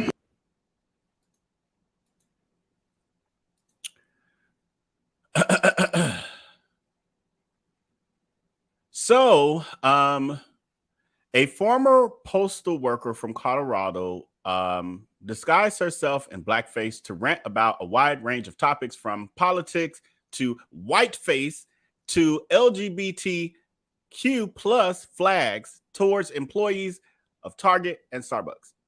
Why the hell are you there? What can they do about any of that? If you really wanted to make change, you'd be climbing a wall again like y'all did on January 6th.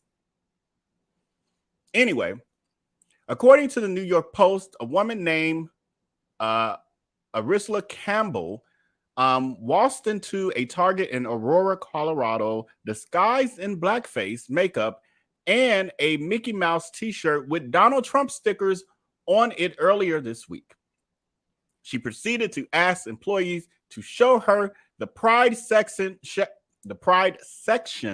of their store, and became upset when they informed her that Pride Month had ended back in June, saying, "Oh, I thought they were celebrating this and took our flags forever." No, we saw that part. She's just doing the most. There is video footage of Campbell's rant in regards to being asked by Target employees, why was she in blackface? Which she responded by saying, Lester Holt did whiteface and nobody said ish. She also posted a video of herself at the Starbucks, still in blackface, and is quoted as saying, Trump is coming. I'm showing my ties. Or is it, they blanked out the word, but I think she might be saying itties. I'm showing my itties. Trump is coming. I'm showing my itties. Maybe. And I'll never treat myself to Starbucks since the post office got rid of me. I was surprised. No surprises there. That's why you don't go to a Target. You can't afford it. You ain't got no job. Talk about I don't go to Target. Because you can't. And they ain't missing you no way. Stay out of our store. She also stated in the video that she was, I quote, on her way to the post office for a job. Adding that, I'm quoting, that will never recognize my picture now. They will never recognize her picture now. They said the USPS has since caught wind of this and issued a notice to all employees that name Campbell's. What?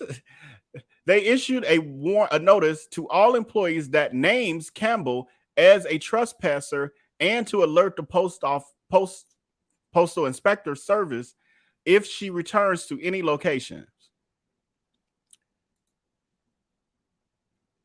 Do you think she should be? Oh, hold on. I got this poll here. What this one saying?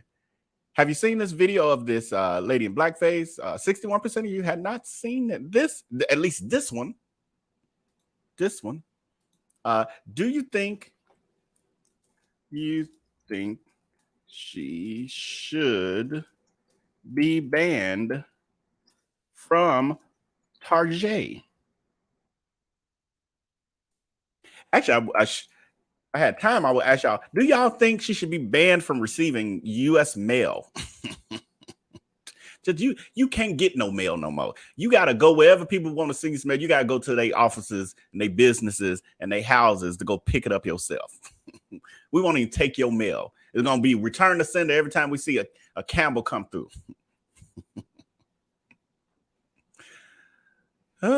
Yeah, she should be banned. Yes, I agree with y'all. 3% of y'all, I don't know what y'all think.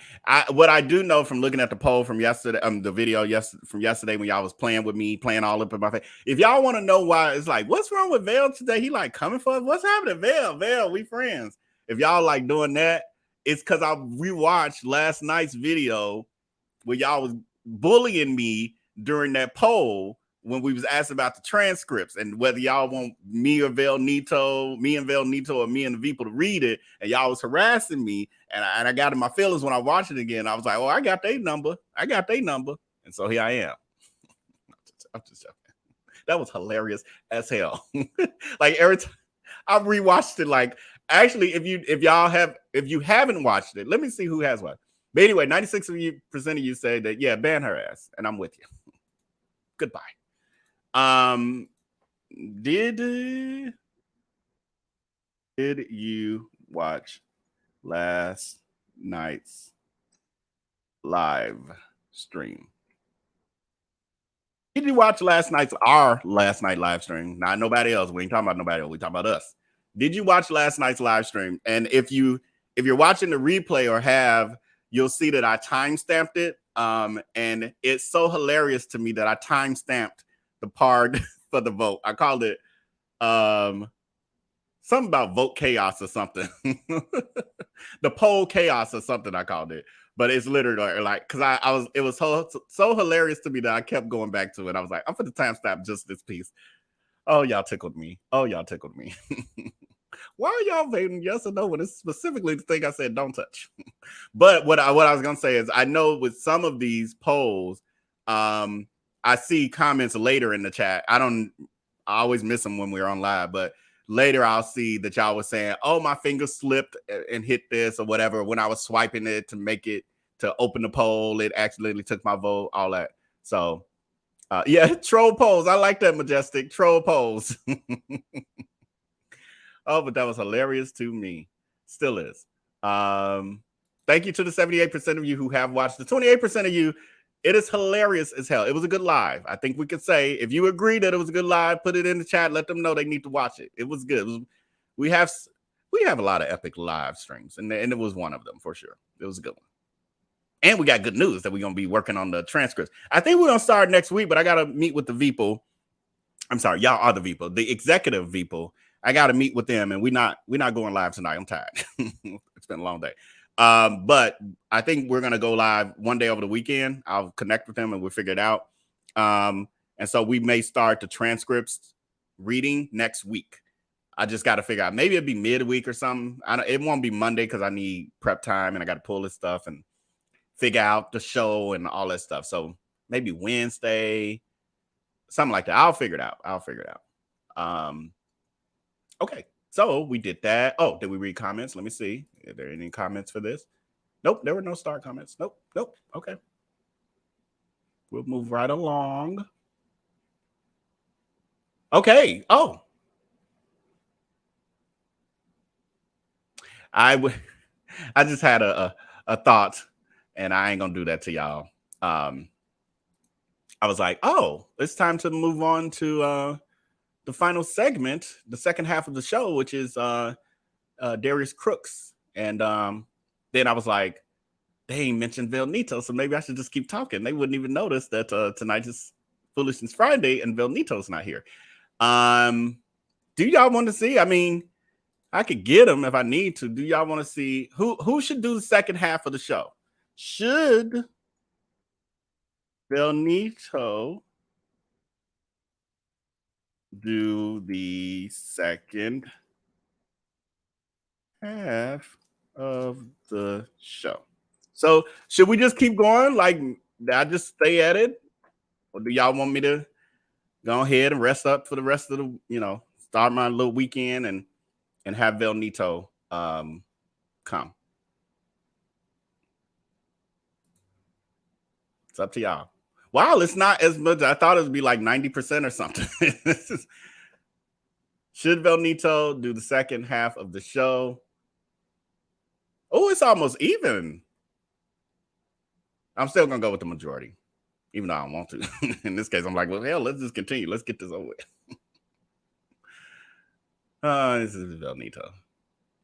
He was going to do the whole show, but then you better get VellNito over here.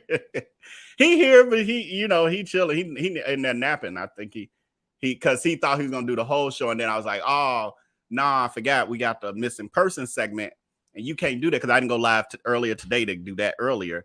And I was like, I can't have your energy on the missing person segment. So I knew I had to do that. But then I was like, hell, if I'm doing that, let me just continue through the rest of the general topics. So that's how it was. So he's sitting there. He just fell asleep on the sofa. So I can wake him up and have him come on. So we're going to take a commercial break. It's almost half, though. It's just a little bit more than half. But anyway, so what we're going to do, y'all know what we do with VellNito. We take a commercial break so that I can wake him up. And, oh, I do remember the number. I was like, I always forget what his trailer starts at, but I remembered. I made a mental note. All right, so I will see you guys next week. And enjoy your weekend. And VellNito will be taking it from here. And after this commercial break. Oh, let me pull this down first. So we got a smooth transition out.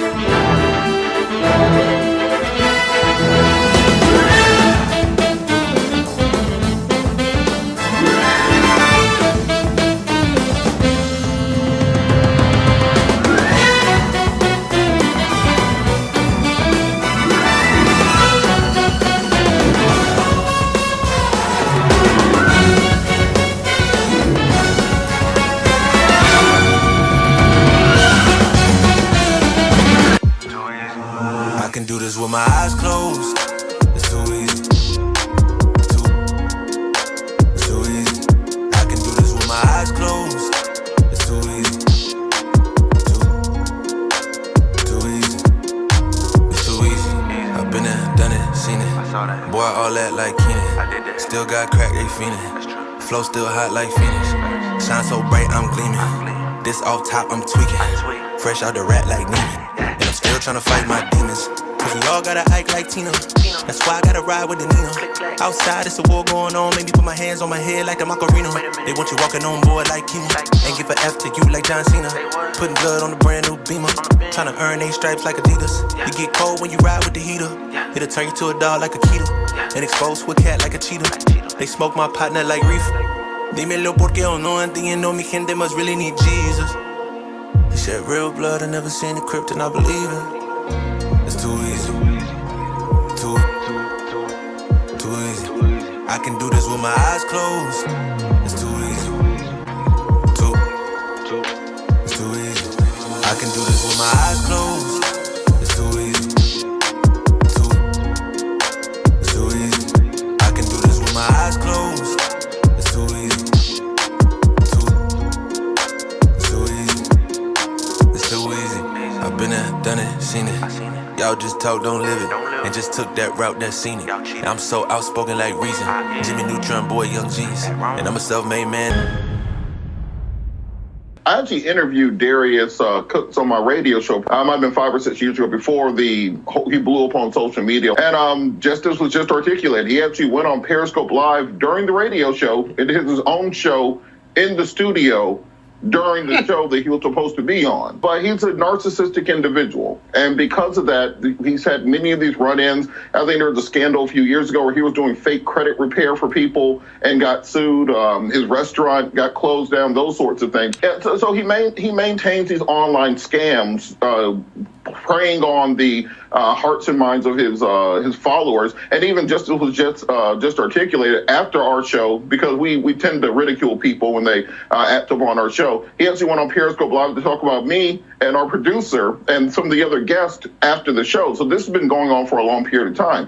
Now, legally, when somebody talks about you online, that's just talk. But once they get into the place of making threats, either violence, threatening to release personal information, well, that's where you can actually file a criminal report against this individual. And if they do release improper or censored information, personal information that is privileged, that absolutely you can report that to the Georgia Bureau of Investigations or to the Federal Bureau of Investigations for them to look into it, particularly if you have multiple individuals who are involved in this.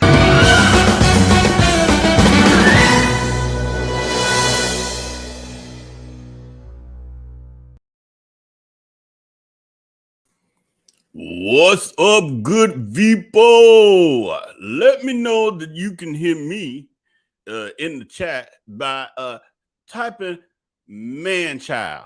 Man-child, because we are talking about a man-child for the rest of Vel B's Reacts show. And hold on, I just got, y'all know Fridays I get this fresh haircut, and gotta keep this mustache all tight and stuff, and sometimes a loose hair be all in getting in my mouth and stuff. That wasn't me straightening my hair, and that's just me, pulling down a good hair. And I was looking at Vel's B last segment about that old lady at the Tiger with the blackface. Who do that? Them old trumpets. As I was like, speaking of blackface antics, I guess I'll be talking about Darius Crooks again tonight. So Darius Crooks up to his old same old stunt queen tricks again, and we just got another week full with his antics. And so I'm gonna get right over on into it. I ain't gotta say much. I'm sorry, Vil. I hear you, Dad. Can you let me have my own flow to the show? Why he always directing me? Y'all need to be. Send him a comment, say, stop directing. Put it in chat. Stop directing. Put it in chat. But anyway, thank you to everybody who let me know that you can hit me by saying, man child. We got Rachel, and we got the Watcher, and Miss MAJ, and Nicole Driver, and Sugar, and Red Girl 37, and Yola, and Deshawn, and Nicole, and Michelle, and Chanel, and DC, and Marianne, and LeBron's, and Renee, and Anita, and Minister Annette Edwards, and everybody else who let me know that you could hear me in the chat. I know I be using some of Vell's terms. It's just some of his stuff just flow. And he been working on this a while, so he got his little sayings and they just start to flow. So yeah, I do be listening. I be like, okay, I would say it just like he said. I just say it like, keep it simple. I got to think about all that. I got a real job. This is him trying to be a full-time old YouTuber. I got a real job. Anyway, so there's Crooks out there slandering Black-owned businesses still. He's turned it into his newest grift. He getting attention. Everybody know that we got this big boy stuck in a bariatric body rolling around the country slandering Black businesses, and he looking forward to the attention on the internet. That's where we at with it now. Is it gonna stop? Hell no, it ain't gonna stop. It ain't gonna stop because it's attention for him. He needs the attention. Remember, he a damaged man-child. They'll say he ain't gonna use this picture in no more, but I is. I'm okay with it. Anyway, so Darius Crooks out there, and we just come off the heels of Vel B. I know he talked to y'all. I think it was earlier this week. Vel B talked to you. Thank y'all for telling him stop director Alice and Trakisha and Monique and Nicole and Deshaun and Paradise. You ain't say Paradise. You typing the wrong thing. I told you say stop director. You over here still commenting on what we got going on over here. Yes, Vel let me borrow his shirt because I spilled some beer on mine just a minute ago. Thank you, Shanice, Dawn, and his MJ and Sugar and Tashonda. Thank y'all. Stop directing. It's my show. At least my part of the show. Anyway, so Darius Crooks, we know off the heels of the story that Vel told y'all about K. Michelle dragging Darius Crooks for fifth and tell the truth about his nasty food at his restaurants. And he left Memphis. She chased him out. She like, get out my city. She said it multiple times in them texts. Get out my city. Your food is horrible. You can't cook. You make box cake. Get out my city. You're uneducated. You can't cook. And you don't know the history of this city and how hard the Black people work. Get out the city. She ended up, she was in and everything. Get out the city. Just in case you forgot, get out the city. Put it in the chat. Get out the city. We should say, get out of our United States of America. Go somewhere overseas and continue with this old grifting foolishness. They've been in hunger, though. I shouldn't say that. That's inappropriate. The guillotine. Stop. Let me stop. So we have an example. This new. This wasn't out here when Vel told y'all about the Tasha K. Not Tasha K. Jesus, why she on my mind? Woo, Jesus, get that out. Get that devil. The devil is a liar. So Vel had told y'all about the K. Michelle thing, and you think that's done, and the next thing you know, he's still at it. Next place to go, Nashville, if I'm not mistaken, Nashville. Got another video for y'all. Here you go. I ain't gonna hold you no longer with it. Where is it? Wait a minute. Where is it? Is this it? Is that it? Yeah, this is it right here. Oh, and I'm gonna let you know. So he doing a review of a restaurant, and then a dehiver, because you know there's level to it. You got the dehiver. Those are the regular followers.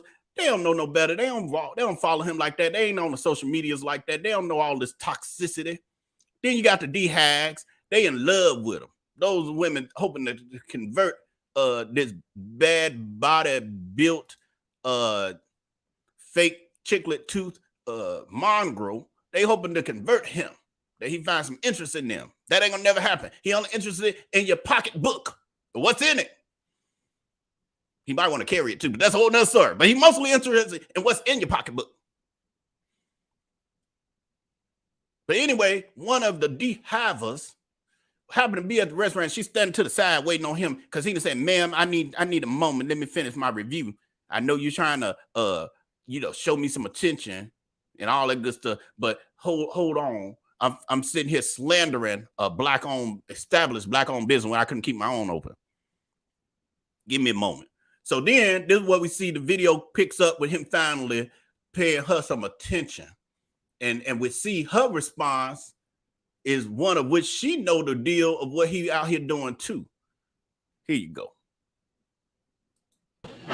We done finished. We was trying to. You clown in my city. No, what? I ain't trying to. You know I ain't trying to clown it too tough. You know. It's my favorite place, though. Don't. Is it? Let me dress. I get dressed. Oh, we got it. It's cold though. It's ice cold.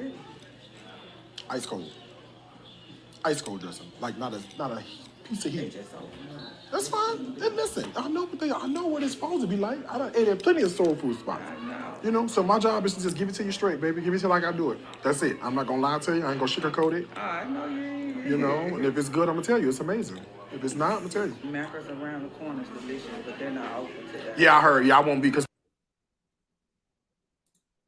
So what I thought was interesting with that one was I was like, I feel like he might have lost a D-Haver in that moment. Because first of all, she said, "Don't be clowning my city," and then he like, yeah, here I am with the foolery of destroying established black business that you yourself are saying that the food is amazing. You come here and you think I should be giving it a good review. I'm finna do the opposite. Because do you know why I really do this? I do this because I'm a miserable human being that needs to make myself feel better. So I come to established restaurants of decades to insult them. Because I get glee out of it. Because I got my flying monkeys. Remember that's the deep core of them. My flying monkeys, they love everything I do. And they're just as miserable. They love spreading hate and misery. And I need to give them more of it. Because we all get joy from it. You see the look on her face. Let's watch this one more good time. I want y'all to pay attention to what I'm noticing. Just you see the defeat in her. Oh God, you are a horrible human being. Are you even human, Jesus? Oh Lord, I let you touch me too. The devil, Satan is a liar. You could see her body change, her body language. Lord Jesus, why? How I follow you? How I mess up? Oh, not her. That's another Satan. We done finished. We was trying to. You clown in my city. No, what? I ain't trying to. You know I ain't trying to clown it too tough. You know. It's my favorite place, though. Don't. Is it? Let me dress. I get dressed. Oh, we got it. It's cold though. It's ice cold. Ice cold. Ice cold dressing. Like not a piece of heat. That's fine. And listen, I know what it's supposed to be like. There are plenty of soul food spots. You know, so my job is to just give it to you straight, baby. Give it to you like I do it. That's it. I'm not gonna lie to you. I ain't gonna sugarcoat it. I know you ain't. You know, and if it's good, I'm gonna tell you it's amazing. If it's not, I'm gonna tell you. Macros around the corner is delicious, but they're not open today. Yeah, I heard. Yeah, I won't be because. You just see her. She like, good Lord Jesus, this MF is as horrible as everybody been saying. Because I just thought it was all those restaurants I ain't never heard of, and they food is generally not good, and he being honest. But he done came to my place, my favorite place. I know the food is goddamn good. I'm telling him, oh yeah, make sure you try the cornbread. And he like, I already got it over here. It's horrible. It's ice cold. Ninja, if you don't quit lying, it ain't ice cold. You just so goddamn dramatic. Ice cold. They done scooped it out of an ice cold thing and they showed everybody in this restaurant, everybody sitting there eating this ice cold dressing. Get your horrible human being. Horrible spawn of Satan. I'm making a mistake and call you a human being. Spawn of Satan. I got proof. Look at that. That was you as a toddler. That ain't no Photoshop. That's real. Anyway, there's comments about it, and one person says, "Sister, please keep serving your community and doing what you are doing. I have seen his version of. Oh, have you seen his version of gumbo? I wish I had it handy. I ain't had no time. I'm sorry, Veil didn't have time. Remember, for those who want to critique breaking character, I'm the same person. Veil didn't have time to, put it together way to deep dive. This ain't no deep dive. This is just general conversation. We just drag them for, with truth and all that. Then we do our deep dives. That'd be, that's different. Veil do that. Vell, he don't want me to completely take over the Darius Crooks content. He still get little ish and giggles out of it too. But this, I prefer some ice cold. I don't know. Should I do a poll? Would you prefer ice cold dressing or this concoction? I get my chisel out and eat that dressing. Cause I don't know what the hell this is. We still ain't figured it out. I saw y'all in Vell because Vell just started showing y'all this one. I think this week, this picture. It's a ton of. He got a ton of them. He just needs some time to get all this stuff organized. The Patreon people know, the executive people who've been with the live with him during the day, work with me lives. If you want to join on Patreon, you can do that. Clicking that link on the top, pinned at the top of the comment. And if you're watching the replay, it's pinned in the description area and the first comment. Click on that link. The link tree takes you to all his platforms. You can connect on him. Patreon, one of them. Anyway, you get the behind the scenes. You work with him through the day. Watch his different parts he make. But anyway, they know that he got all this stuff, but it's got to get labeled. He wasn't labeling that first. He didn't know that this was going to grow to be this monstrosity of scampire fraud. So he wasn't prepared when he walked into this 2 years ago. He just was like, oh, shoot, what is this? Let me screenshot this. Oh, let me upload this. And he wasn't thinking, oh, let me categorize this. I need to categorize 30 Ponzi schemes. What is it, 34? He went over with y'all the other day. It's more than that, but those were the ones he had listed. 34 Ponzi schemes. He ain't know. He ain't know. But anyway, give me that chisel ice cold dressing he claiming he over there eating. Ice cold. Ice cold. Girl, you so goddamn dramatic. Don't make no goddamn sense. Why you enjoy ruining people's lives and experience? You're just a horrible, horrible person. Who hurt you? Well, we know who hurt you. God, I wish we could reverse the hands of time and get your daddy to pick you up off that porch stoop and get your mama to take you to the park when maybe she went on a date because you claimed she was choosing the men over you. Lord, please let us be able to reverse the hands of time. It ain't gonna happen though, so we got to deal with this shit. We just got to deal with this until God calls them home or the Federal Bureau of Investigations, one or the other, or the IRS, or a combination of both, most likely a combination of both. I'm okay with all three as well, but let's move on. So let's see. So next we have the other. So that was one situation. We ain't dig deep. We just doing a survey, just showing you his horrible behavior. But the other one was, now he wasn't done, because again, he got a slander. He's on a slander tour. He then goes to another establishment. This one happens to be a cupcake shop of some sort. Again, this ain't deep dive, so I know. So you didn't. Did you ever get the name of the place? You ain't have time to dig all that. Okay. Well, he didn't dig all that. He ain't had time. But what he did do is, you have it here. You got it here. You sure? Cause I don't see it. I don't see it, Vell. Hold on. You swear you got it. You pulled it in for sure. It should be in order. It ain't here. I see that part. Okay, you want me to pull it? How do I pull it? Okay, do what? Hold on, Vell got me pulling. He left out a piece. Oh, not over here. Okay, over here. Okay. I had just told him to stop directing, then I'm asking him for help. Here it is. Okay, I see it. Okay, it's coming now. There we go. So this is the place. This is an established award-winning cupcake baked fresh from scratch daily. This lady has a business with 2 locations, one in Nashville and one in New Orleans. So she obviously people like the food. She able to get 2 restaurants be award-winning, and she ain't like that old Chef Taylene, what was that? Chef EBT or EBT we were talking about a couple of weeks ago. This woman actually got real awards, established, cookbook, all that stuff. This fool go to this lady's place, this black woman succeeding. If you were seeing this clip, she talk about they made $10 million with her business. Legitimately. he can't say the same. For one, he ain't even hit the 10 million yet. But for two, the little million he done got ain't legitimate. So he go to this latest cupcake shop. And as you can see, hold on, I'm going to pull it up, but I'm going to pause it. I am. How the hell do you think I just pulled this up? Don't you be coming for me. I love you, though.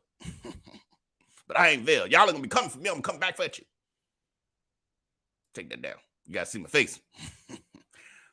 You see this scoundrel up in here,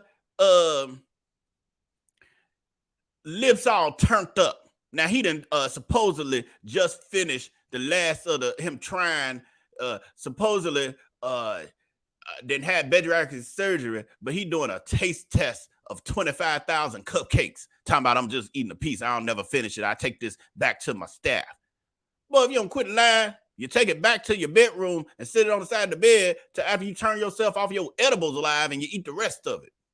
We ain't crazy. We can see that you're still eating it all. Anyway, so you see him all face all turned up. You supposed to be supporting black businesses. Boy, I hope you get drugged from state to state. Each business, I hope they grab you by your collar and just throw you on the curb like Tom and Jerry. Or Fred Flintstone. Or Jazzy Jeff on the Fresh Prince. Just throw your ass out the door.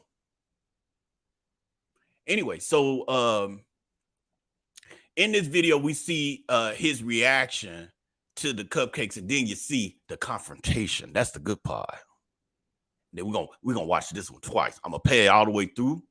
Then I'm gonna come back and do the commentary and pause it and laugh my ass off. Let's go.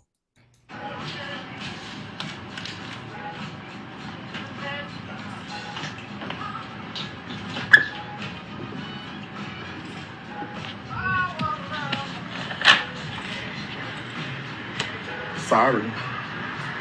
Not my fave.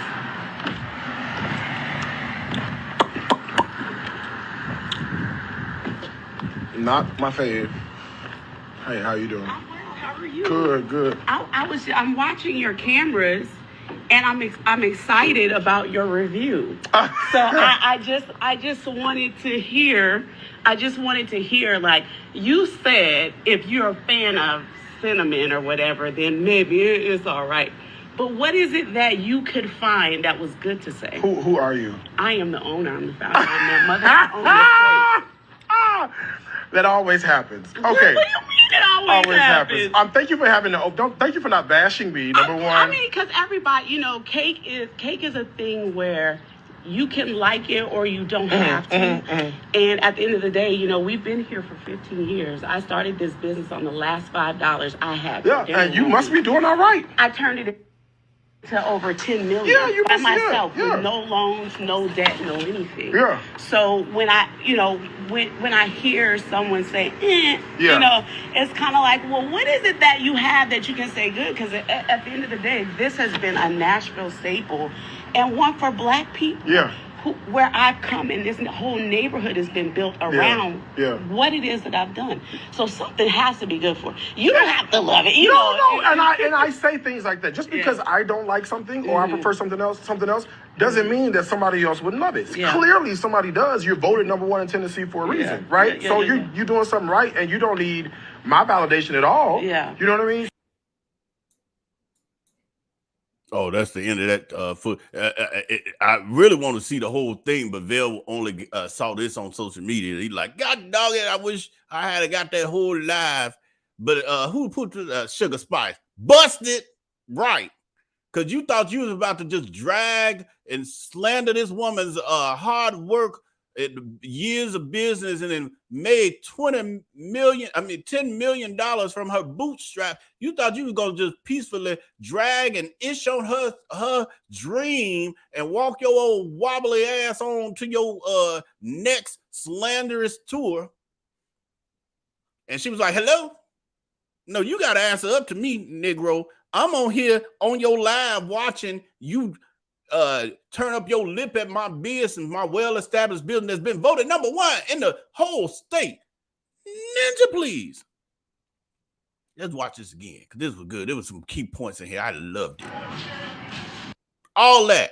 I thought you was promoting black businesses. Let me let her talk to you.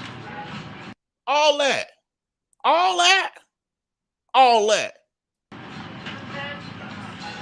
Right, or Donna Hammond, oh miserable heifer. Right, brain on black. I agree. Sis was so classy as she got her point across. Like, nigga, please, what you got to say that's positive? Because everybody got different takes, but what you got to say that's positive? Because that's what a real review is, a food review, is you giving both sides.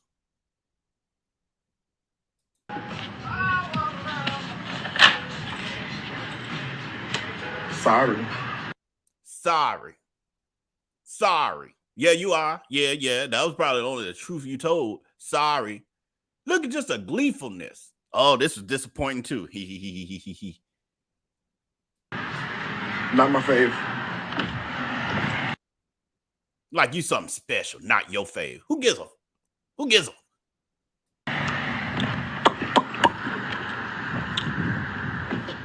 Not my fave. Hey, how you doing? How are you? Good. I'm watching your cameras, and I'm. Somebody says cornball. Y'all looking at this chat too under there? Somebody said cornball. Exactly. I'm excited about your review. You see this too though? This what is it? Sade all days laughing. Darius, ha, laughing emoji. They think that ish is cute. Oh, they getting pleasure out of it. Oh, you ripping another black business. Ha, that's funny. Go to the next one. Let's see if you find something wrong with that one too. This person, lame as hell. I love it. I love these comments over there. What our comment said. That's so spiteful. Down and dirty. Comma, gotta catch his A. Yeah, I agree. So I just wanted to hear. Like you. That other comment. Sorry, not sorry. Y'all see this flying monkey behavior here? This is what I be telling y'all. Said if you're. Let's take the comments down for a while so I can see this chat down here. Fan of cinnamon or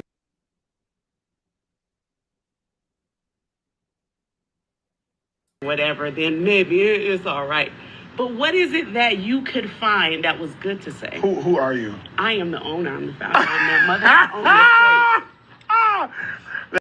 You see that laugh like, oh, I'm caught. It always happens. Okay. What do you mean it always happens? Thank you for having thank you for not bashing me, number one. Thank you for not bashing me. Well, you could have done her the same favor.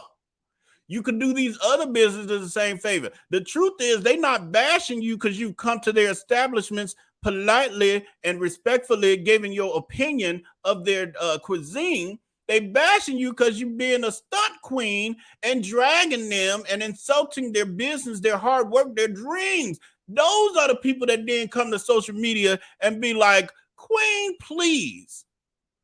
Because everybody, cake is a thing where you can like it or you don't have to. And at the end of the day, we've been here for 15 years. I started this business on the last $5 I had. Yeah, and you must be doing all right. I turned it to over 10 million. Yeah, you by must myself yeah. With no loans, no debt, no anything. Yeah. So when I, Now, yeah. He like, whatever. Because I'm supposed to be the one to say how rich I am. When I hear someone say, it's kind of like, well, what is it that you have that you can say good? Because at the end of the day, this has been a Nashville staple and one for Black people. Yeah. Where I've come and this whole neighborhood has been built around what it is that I've done. So something has to be good for it. You don't have to love it. No. And I say things like that. Just because I don't like something or I prefer something else doesn't mean that somebody else wouldn't love it. Yeah. That's a lie from the pit of hell. We watch you on them IG lives all the time. Nashville, I gotta be honest with y'all. Y'all ain't got no y'all donuts suck. Y'all don't know what real donuts taste like. Nashville. The whole goddamn state. Are you serious? But now, no, I know everybody got different taste buds. That ain't what you've been saying. with your flying monkeys. Clearly, somebody does. You're voted #1 in Tennessee for a reason, right? So you're doing something right, and you don't need my validation at all. Yeah. You know what I mean? There's actually more to this, but Vell gonna break it down because I heard you. I know. Didn't they just say stop directing? Don't you be listening to your people? They put in the chat stop directing. Listen to them. Shoot. But Vell B is gonna break down more of this. You getting a deep dive. You gonna get a deep dive.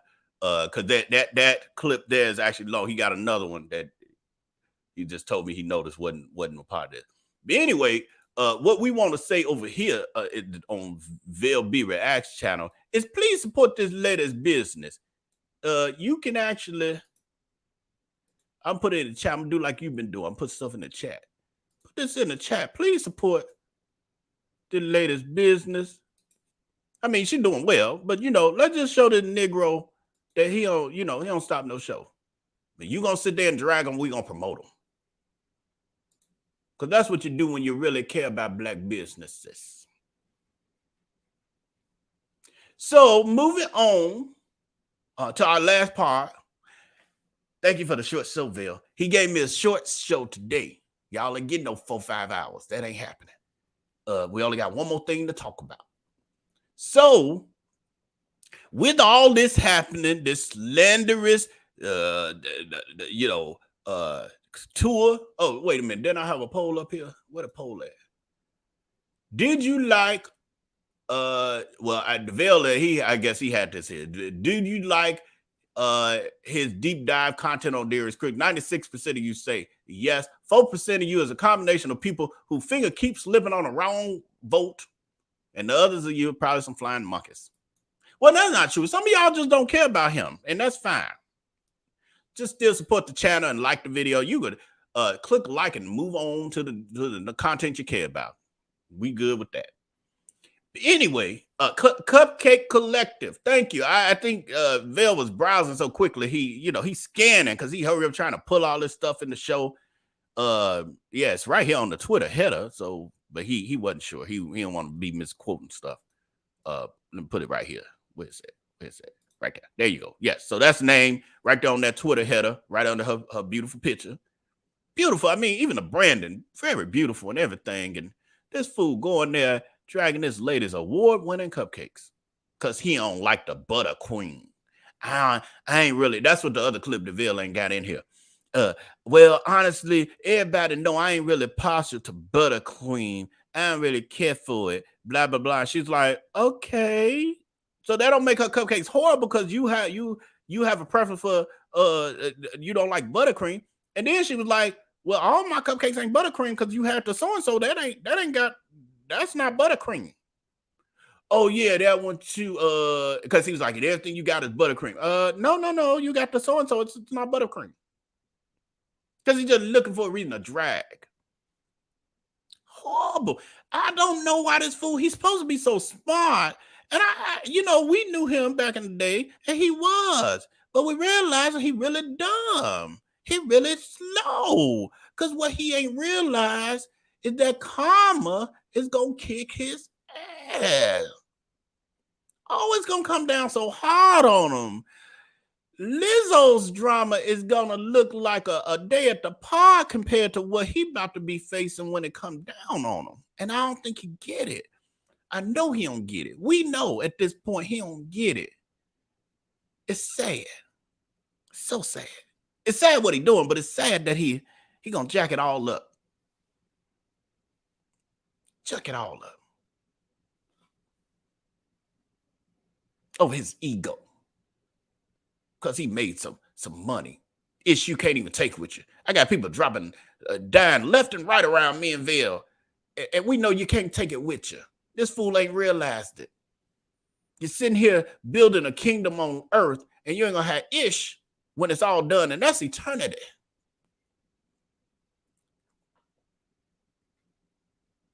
Don't worry, Satan got your pitchfork ready. You'll be good. Probably gonna have you on the chain gang down there in hell, but enjoy. So anyway, people have been responding. There's been a wave of reaction saying this is horrible behavior. And how dare you treat people like this? Because you have clearly not been running good businesses yourself. Remember, sir, you had a restaurant businesses and they all gone. You had restaurant businesses, and when they were open, the health departments were your best friend. Well, they weren't your best friends. They were your worst enemy because you couldn't pass an inspection to save your life. So much so that they were going to close your businesses due to the health inspection violations. But unfortunately for you, or thankfully for you, the state of Georgia got to it first. And snatched them licenses. Thank you. And told you, don't come back here with no business ideas. Thank you. That's why you ran on to Houston. So anyway, another person know this. A lot of people know this. And they don't hesitate to get in them comments and tell him, I know who you really is. So this person, she says, she's talking to somebody else, but she says, not to mention, the review is coming from an individual who couldn't keep the doors of his restaurant open. Shrugging, like, what the hell? What is this? You judging people who have established businesses that are successful enough that people are recommending you to go there and slander them. Yours don't exist. They go on to say, most of the restaurants I've seen him review never claim to be 5-star anything, right? But they are local favorites. That's a different level. That's enough for me to give them a chance. These reviews are for attention. Yolanda called him out. She got his number, and she dialed it. And she was like, scammer, and she hung up quick. Snuck queen. And then she hung up again. Grimace. Then she hung up again. Nah. Anyway, then Darius Crooks responded to said Yolanda and says, you know what's so funny? I never gave my opinion and you assumed I rated them negatively. In fact, I chose to go back to this restaurant. Once you actually see the review, you'll see I gave them 5 out of 5. That ain't her point, because it ain't about this one particular restaurant. It's about what you've been doing for the past few months. Probably this whole year so far. Across the country, dragging black businesses. He's so slow. He don't even understand that part of it. He thinks it's about this one little review. It's about the pathology of what you're out there doing. But you're so effing quick. He look at him cursing at his at people. I don't curse at y'all. Now I drag somebody back if they say the wrong thing. I did it this morning. But I'm sorry, Vel B, because remember we the same person for those who critique going out of character. But never the cursing. Well, yeah, you ain't got to curse. You ain't got to curse. Not in the chat. I mean, not in the comments. Says, but you're so effing quick to discredit me or throw some restaurant glossing BS in my face. Restaurant glossing? Restaurant losses? Is that what you're talking about? Was that a typo? You talking about how you lost losses? Them restaurant businesses? That what we talking about? That's the only glosses I know about from you.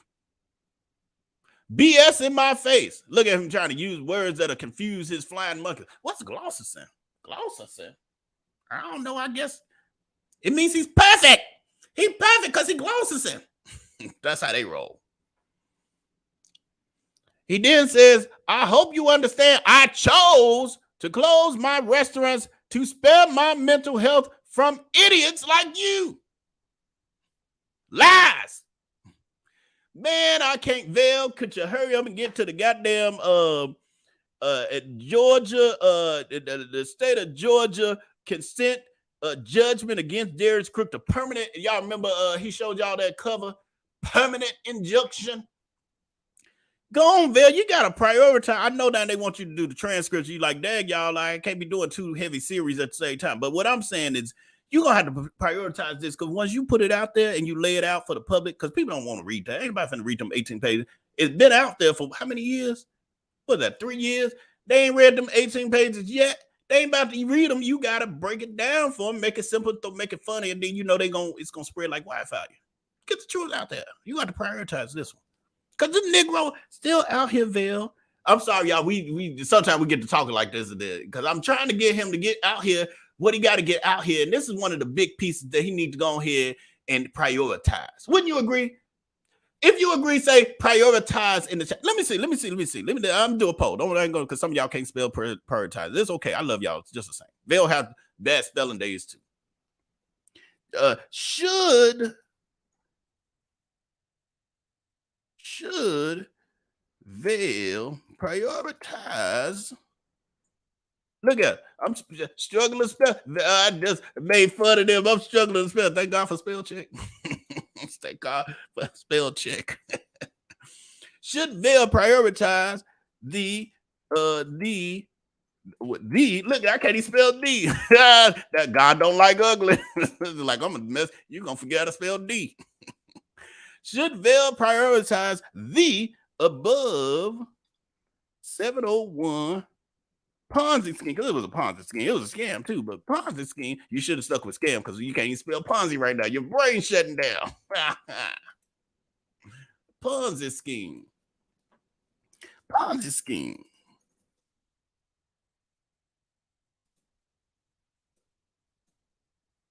Here we go.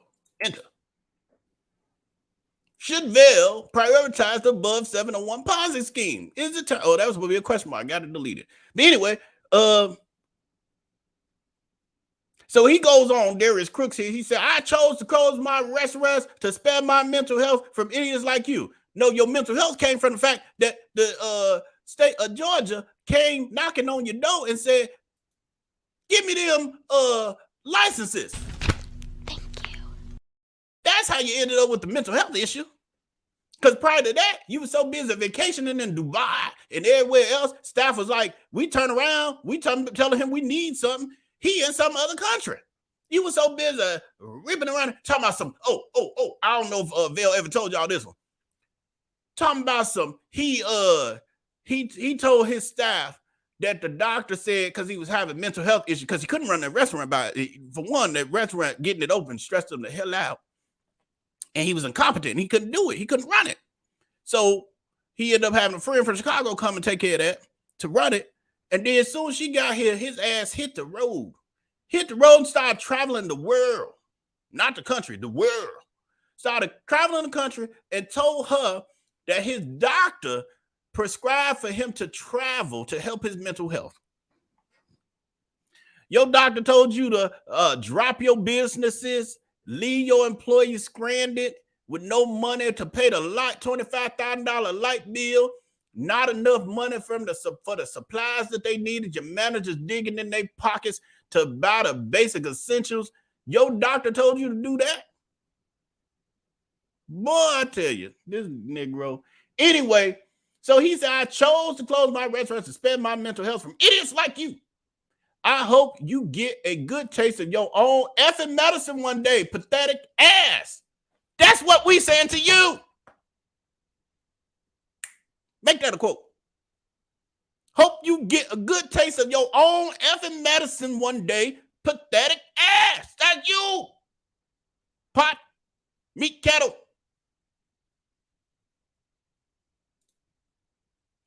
Black Trump.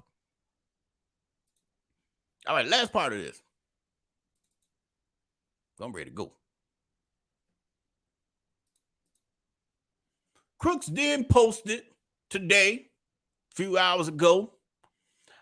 Vel just grabbed this. He like, I know there's about to be some BS, some entertaining BS for the people. He ain't even bother reading it because he like, this some stunt queen antics.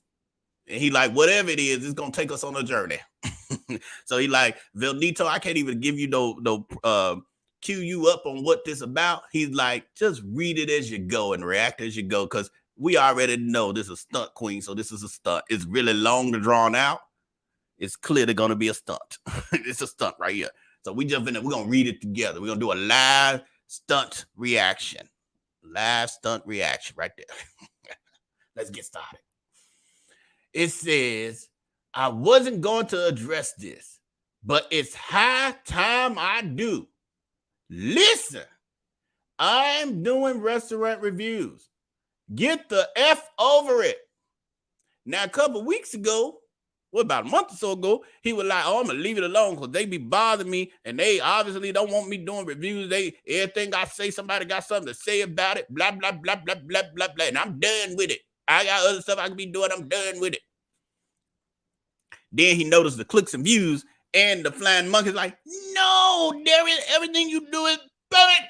It's so perfect. We're going to miss your perfectness on the reviewing of the slanderous restaurant reviews. Please don't stop, master. And so then next thing you know, he just back at it. He didn't really stop anyway. He was just lying ass. Anyway, he says, I'm doing restaurant reviews. Get the F over it. Does this sound like a healed person to you? Does this sound like a person who's out there doing good? Because I swear, I have never seen a food critic out there having to curse the audience out there having so much controversy over their reviews. It's because you're hateful and you're so sociopathic that it hasn't clicked to you what the rest of us see. Oh my God, heal him, Lord, please. It's ridiculous. Anyway, he goes on to say, get the F over it. My goal isn't to bash any business. He just happens to do it every time. He just happens to do it. My goal. Could have fooled the F out of us. My goal isn't to bash any business. My goal is to highlight. Highlighted by bashing it? Because last time I checked, there's a few that you was highly disappointed in. The lady with the hair in the food, the plate was dirty, and there was a moth flying 3 rows behind you. You get up with your Satan sandal, your size 15 Satan sandal, smashing it and smearing it all across her windows, and then insisted on paying for the $75 of food that you claim was horrible.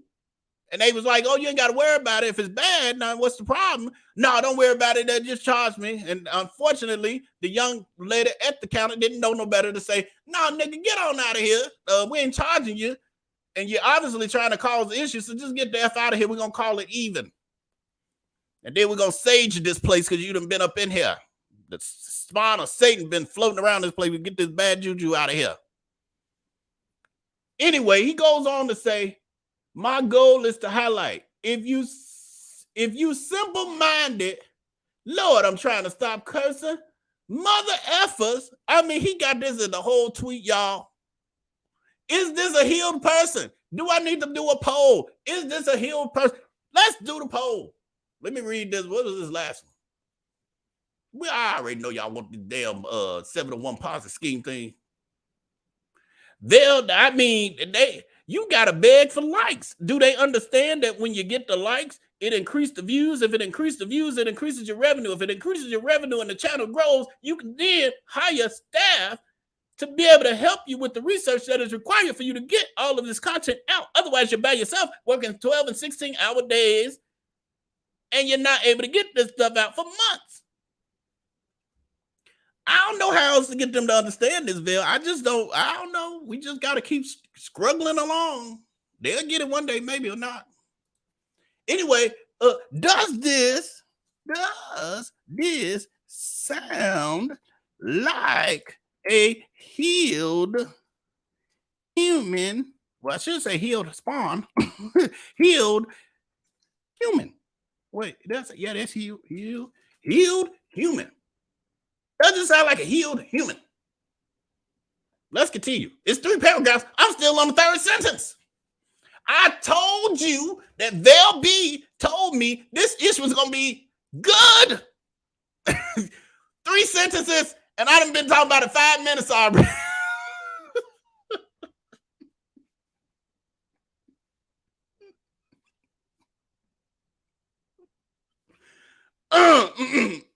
Hold on. Got something in my throat. Take a break. This is ridiculous.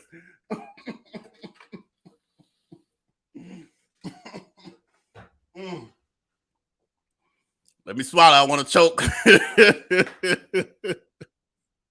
Oh, God, I got hot. Hold on, y'all. I got to turn the air up.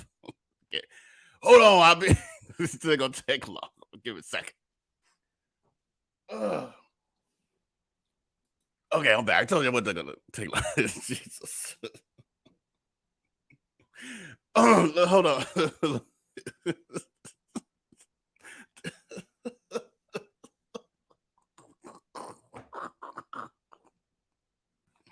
I'm sorry.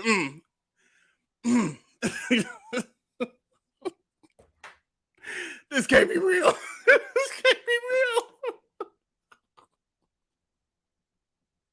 What is this? Vel, we should have pre-read this.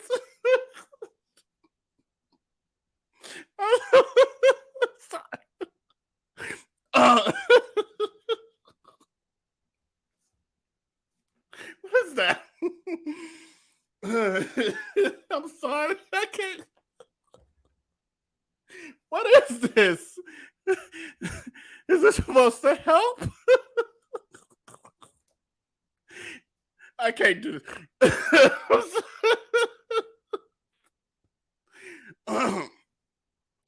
I gotta pre-read the future. That way I could prepare myself because I would have known. I would have got this out my system prior to getting on with y'all. Bill, I know. I'm sorry I'm being ready. I know, see, you don't do all this. I'm sorry. This ain't what I do on a regular basis. Oh, Lord Jesus. Oh, God. Oh, I'm going to be in pain at the end of this. Okay. Bear with me, y'all. I'm sorry. Okay. Oh, Jesus. Where we leave off? I can't even start all over because it's going to crack me up again. Let me take some. I'm sorry. Oh, Jesus. That's a lot. That's a lot. I don't get paid enough for this. Okay.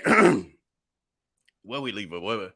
So he said, MFers would get out your own way. You'll notice I never trashed these restaurants. What the hell kind of alternate universe he living in? We got clips. We just showed a clip. We just showed 2 clips. And that's just from the past day or two. Not even counting months ago or weeks ago. He's such a gaslighter. That's crazy. Even if I don't like them, in fact, every effing review. Oh, he is in his feels. Oh, he is in his feels. Crooks, you was in your feels. Oh, baby, having a man-child, big boy stuck in a bariatric body having a bad day. I guess Lizzo ain't the only one having a bad week. Anyway, he said, mother effers will get out your own way. You'll notice I never tried these restaurants. Lies. Even if I don't like them. In fact, every effing review, ooh, Jesus, I tell you to go and try for yourself because, quote, these places need our support, love, and dollars. What the hell? I ain't never heard him say that, pod. I just said it when we put the actual address and stuff of the place in there in the chat. Said go support our beautiful black queen in Nashville and New Orleans. That's a effing quote. Well, that's for the people probably that sit there and consume your old toxic ass YouTube channel. Most of us got too much goddamn sense to do that. We just see these old funky ass clips around. Who gonna sit there and watch you smacking for 30 minutes in the damn video, taste testing everything and claiming you ain't gonna eat it all and then packing it all up to eat later in the day after your until the edibles kick in IG lives. Get the F out of here. You like use this F word. F you and this lie. You tell it. Anyway, you know why? Cause the F, I don't bash these restaurants, even though they serve ish. Y'all don't even eat in your city. Jesus. He need a PR person. I mean, he's supposed to be so rich. He's supposed to be a millionaire. Get you a goddamn PR person, cause nigga, you messing up. Well, I mean, your flying monkeys, they good with it. They like, oh, Darius dragging them. You see how many times did Massey? Let's count how many times you used the F word. 1, 2, 3, 5, 10. Oh, he used it 15 times. Oh, Massey, he's so funny.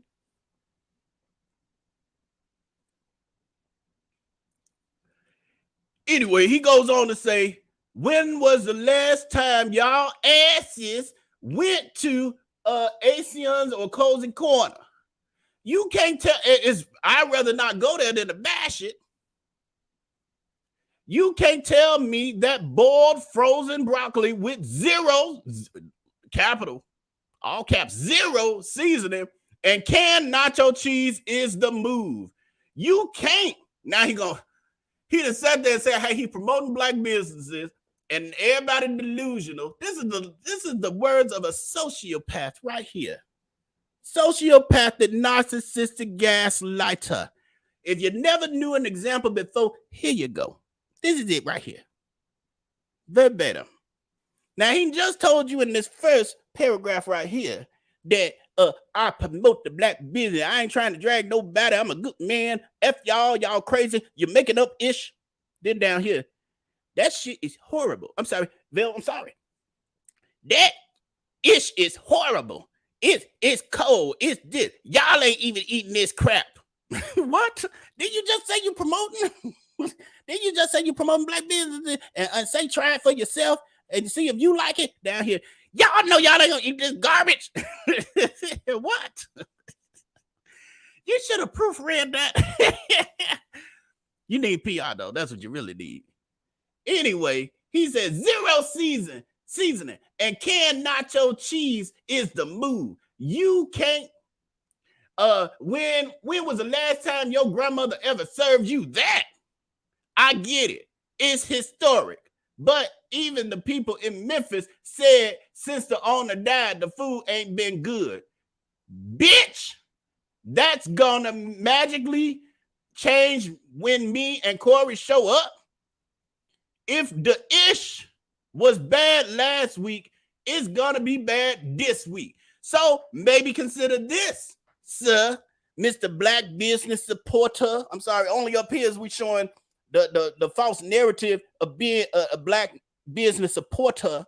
Down here, the truth side coming out. Down here, we don't know yet. This is some more bullshit. Sorry, Bill, I had to let that slip out a little bit. It's Foolishness Friday. If, in fact, your people have been saying, oh, the food ain't good since the owner passed away, blah, blah, blah, blah, blah, blah, blah, blah, blah. Why the hell you go there then? You should say, well, they said the quality didn't fail. What the hell you going there for? You going to blast it out to more people that the quality didn't decline? Lord Jesus, he's a damaged human being. Damage. That Danny the King, right? I didn't know they had wrote that song about him. I mean, they did write it years ago, probably around the time where he stole the food truck business and forged bank documents and stole money out the bank account and all that kind of stuff. And the Cupcake Gallery scam and the Fresco scam. That I think that song might have came out around there. I got to look at the date. If y'all got time, Google when Damage came out. Damage.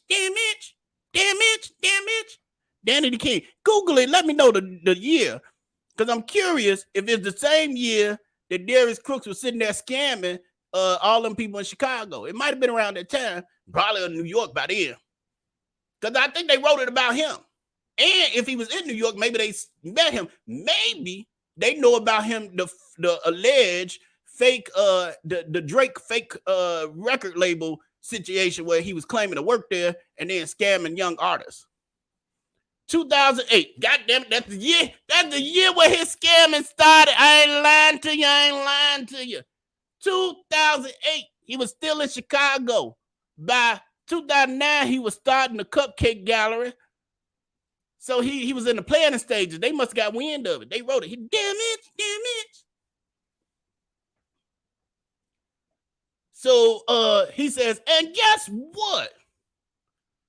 I'm still gonna tell you to come support. But here's to bash black. But I'm here to bash black business owners. Right? Well, you just did it. You just did it. You know what you doing? And you're bashing everybody who every reader on top of that. Even your flying monkeys. Anyway, he says, now to this heifer that got it twisted. Here's the facts. Ooh, this gonna be good for us, y'all.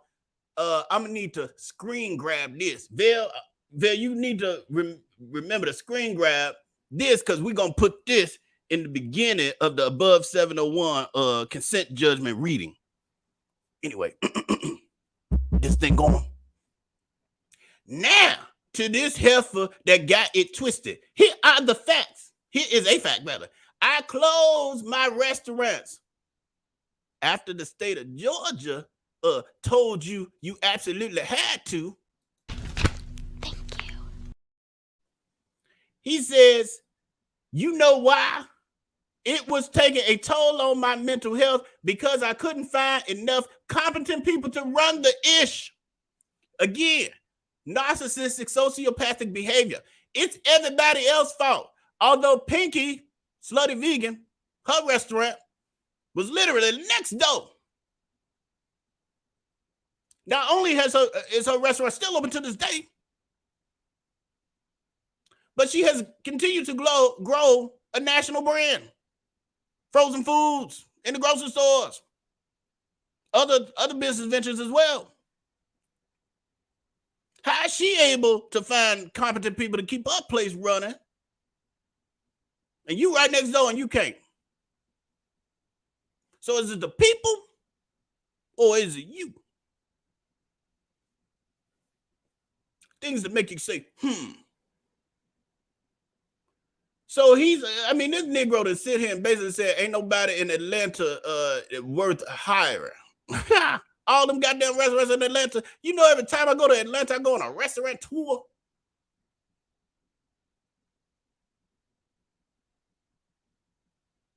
Ain't that, what's the name of that restaurant? The Breakfast Boys? Is it the Breakfast Boys up there in Atlanta? Anybody in here from Atlanta? Is that the Breakfast Boys over there in Atlanta? And I don't think it was that far from the Greens and Gravy trap restaurant he had. They open. I go there every time. It's been years. I go there every time. I love that breakfast. They still open. They find competent staff. I'm confused. So he couldn't find enough competent people to run his ish. And further, I don't know why this narcissist don't realize this make him look bad, because that makes no sense. That makes no common sense. That you had to close a business because there was 0 people who could run it. 0. And it ain't easy to hire people. Now, I've hired a ton of people. Hundreds, actually. It ain't easy, but it ain't impossible.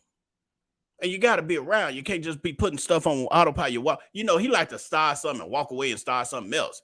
Yeah, if you ain't paying no attention, you're not nurturing your baby. When you start a business, it's like a baby. You got to nurture it. He ain't got a nurturing bone in his body. I mean, obviously, look at this bullshit here. I mean, I'm sorry, Vel, I know. It's time. Vel telling me I got to get off here because my language getting a little too loose. Tell Vel y'all want me to stay and y'all don't care about my loose language. 95% of y'all said that he is not a healed human being. We know that. I know about 4% of y'all, I don't know what's happening there. I don't know what's happening. Y'all is so weird. I hate what does that mean? I hate them, bro. I swear to God, bro. I hate them, bro. Them is weird. That's for everybody except for the ones who finger slipped by accident. And for the rest of y'all, I know y'all enjoying this and telling me. I'm just scoot on over and let you whack him. Get him again. Get him for me. So let's see where we leave off.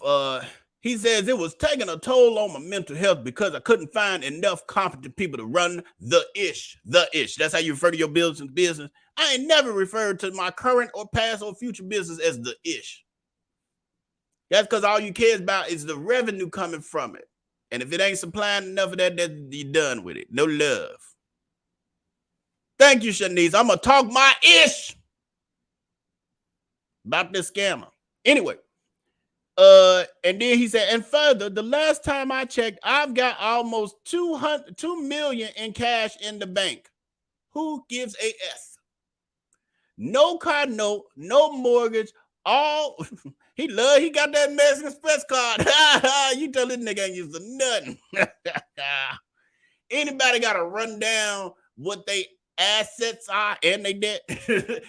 They ain't got shit. They ain't used to nothing. I'm sorry. I know I got Vel telling me I got to get off of here because this ain't paid. See, that's the problem. By now, it's supposed to be on Patreon. We supposed to be on Patreon, but then we didn't canceled on them. And so that he ain't got loose. I didn't got loose. Let me get on out of here. We about to wrap this up for real because I'm ready to just F-bomb all the way on out of this. Because this is some ridiculous ish. This bull ish. This MF with this bull ish. We're going to get the F out of here. So he says, I've got almost 2 million. Oh, thank you for that reminder in the text message. Thank you. I've got almost 2 million. And actually, y'all trying to keep me here too long. I better not have more than 2 starred comments. No more than 2. What do you say? I've got almost 2 million in cash in the bank. No car note. I mean, that's all from scamming. Congratulations. No car note, and that's good for us to know for the IRS too. Thank you for that info. No car note, no mortgage. All the American Expresses. 5 million in warehouse inventory. A 4 million insurance policy. Oh, you're letting us know that insurance policy scam is the next grift. Oh, see, you're talking too much. You're always talking too much, though. Who mentions their goddamn insurance policy? When was the last time you was bragging and said, I got 100K from this, and I got 300K of insurance on my house? What? Who does that? What is wrong with him? Oh my God, he's showing all the dysfunction right here. Well, a lot of it. Oh, that's so sad though when you really think about it. He doing that thinking he impressing people. Are you impressed? And he's right, Donna him, and he his own beneficiary. Are you impressed? I'm trying to figure this out. I guess some of the flying monkeys, they probably impressed by this. This is some goddamn shenanigans foolery to me. I think it looks sad. To me, it makes me feel sorry for you. Because you ain't mentioned nothing about, I got a man, I got my family, I got a great support system. I ain't seen goddamn thing about nothing other than possessions. That shit will, I'm sorry. I'm sorry, Vel, I'm sorry. That ish will fade. You lose your health like that, and that ish means nothing. Lord help him. Oh, God, he's so lost, y'all. Thank you so much, Deborah. And tonight's Oscar goes to VellNito. Thank you so much. And I missed one earlier, too. Who was that? The Watcher. Thank you so much. Oh, my God. Thank you for this foolishness Friday. You were very well. Oh, I could start. I forgot I could hard job stuff. Well, Vel told me I be watching, too. So sometimes I hear him saying stuff. Now I be paying attention because I know I have to work the show sometime. Thank y'all so much. Really appreciate y'all for that. So then we're going to wrap this old ignorant ass shit up. I'm sorry. God dog it. I got to get off of here. I'm cursing too much because I'm tired. I curse a lot when I'm tired sometimes. Y'all argue for free. Bitch, I'm Darius Cooks. I argue for a minimum of $500K. Ask Juanito. He should be asking VellNito because VellNito stay on the ass. If it's an issue, go to Lowe's, build a bridge, and get over it. Now, what y'all cooking for dinner?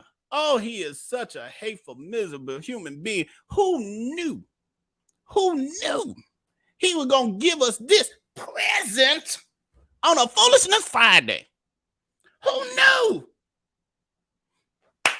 Bravo, Crooks, bravo. Oh, you just proved everything we've been talking about for years over here. Bravo. This goes in our legendary category. This one getting saved. This one gonna get me on repeat. The people probably gonna be requesting a reading of this one every once in a while. I feel it in my soul. I feel a stirring in my soul. This here. Thank you. Good job. Take a bow. Hey, I missed you live tonight. Don't worry, somebody getting it on Twitter for me. Still gonna get it. Okay, so we're gonna wrap it up with this poll, and then Alice is letting us know that we got some comments holding us hostage because we try to get the hell out of here. But we're gonna read your comments. Are you impressed? 17% say yes. I get it. Some people are easily impressed. There you go. Good luck with that. I don't know how that's going to help you. Because the way he got it, you ain't going to be able to get it unless you try to get a prison sentence behind it. And bad juju. Unless you want to sign a deal with the devil. Become Satan's spawn.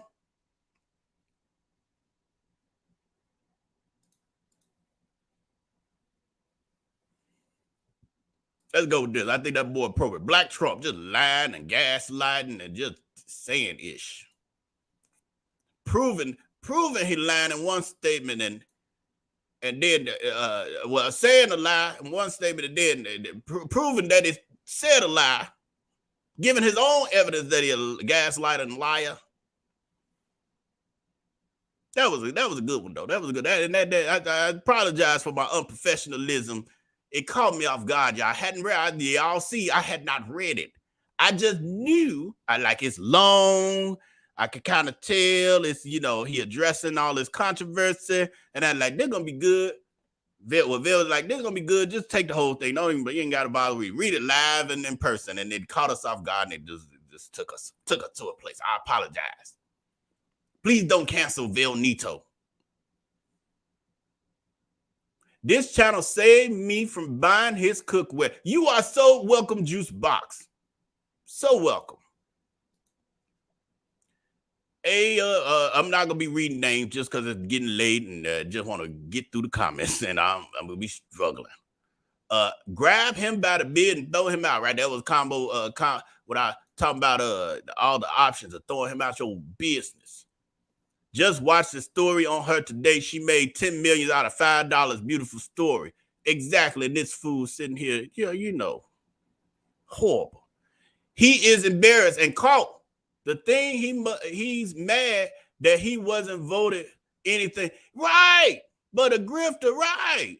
Where your awards at from these successful restaurants you had? Supposedly.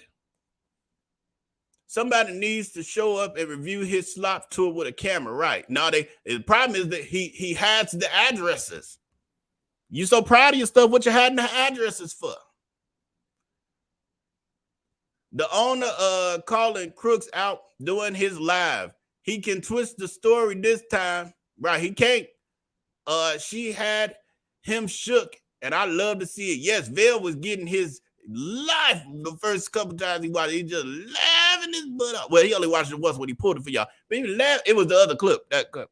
The other clip is really good too. That's where they talk about the buttercream, and then she called him out. Well, she very nice professional, but she drug it there at the same time. Next time he comes to Birmingham, Alabama, who want to buy tickets and go check out his food with a hidden camera? I will go if someone will go with me and we can give a review of his food. Right. I mean, it's video. Honestly, it's videos out there on YouTube of people, being at his things and all that. I told y'all it's Sunday dinner cooking. That's all. It ain't nothing gourmet, just Sunday dinner cooking. Sunday dinner cooking. Thanks to this channel, I learned about Above 701 and all the other scams more people need to know. Exactly. That's why we do this. Vell do it 4 days. I do it on the 5th day because he don't want this every day of the week. It's too much for him. He can't take it. He can't take it. But that's why we do that. We've increased the visibility of this because we've learned that it is necessary because people ain't been necessarily seeing it. Nicole Driver, that's the first. I've never heard of Dr. Prescribed giveaway, right? Getaways. Exactly. That's what we were saying. But he's a lie. He don't care what he lied about. If he think he can twist the story enough. Someone in his comments just said that Gravy Dollar Greens did not fail. He closed it. They're a flying monkey. That's why they said that. Yeah, we know the truth. Hold on. We're gonna put this. We're gonna hold on. Try to figure out which direction I'm going. I'm gonna go this direction with it. Hold on, let me pull it up first. What time is it? How long we been on? Let's see, we're over 3 hours.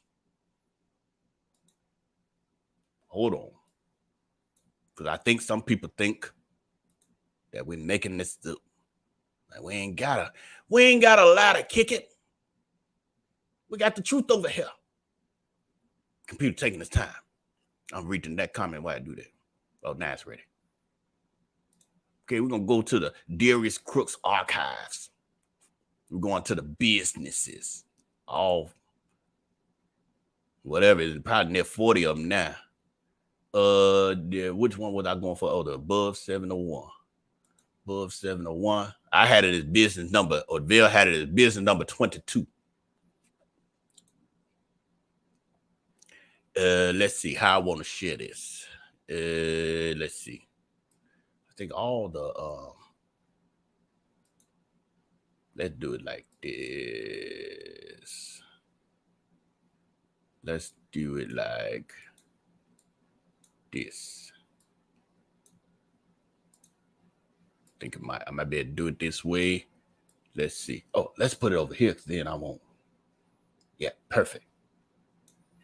Let me take this down. Give me a second. Talk amongst yourselves. Doing a build up. I ain't gonna be able to enlarge it as much as I want to. Let's just do something real quick though. It's gonna be kind of a little tiny, but we just giving you little. That's the let's take that down. Take that down. That's there is the documents we had that we gonna go over. Now Vell don't just want to hop on and just start reading randomly. He just, he like to put stuff together. Anyway, that's the final consent judgment and permanent injunction from the state of Georgia in regards to Above 701. And in it, that's page 1. So that's why he got to do it over here, because then he can. Oh. That's page 2, 3, 4, 5, 6, 7, 8, 9, 10, 11, 12, 13, 14, 15, 16, 17, 18, 19, well, those signature page, but you get it.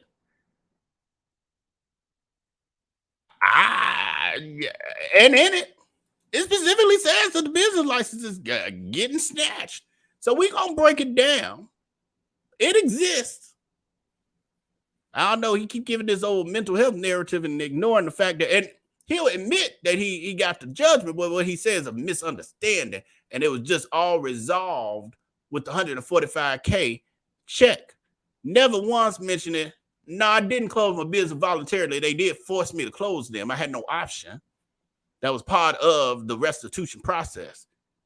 And the fact that he had to basically be tried like he's on a probation, but it wasn't, it was civil. It wasn't criminal, unfortunately.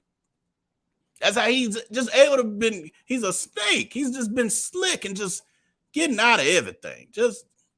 And it ain't God, it's Satan.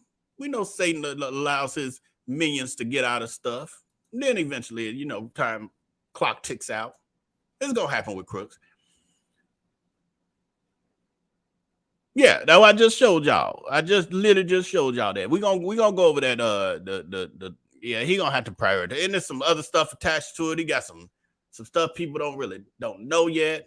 Nobody knows. I ain't gonna say nobody, but the public don't really know yet. Like it's a deep dive, and you don't want to rush it. But okay, it's gonna get pushed up on the list. Maybe right after the transcripts, the Tim Norman transcripts, because that was the other thing Vel B and I was talking about. Well, how do we handle if we're gonna be, doing the transcripts for almost next week and a half, 2 weeks, whatever it take? How you gonna do that and be doing Darius Crooks stuff? So he was like, well, that's still necessary. He want it to be clear that his foot is going to remain on the neck. He's making up for lost time. So during the day, the Darius Crooks stuff will move to being at least a part of the day show. On the days he do the day show.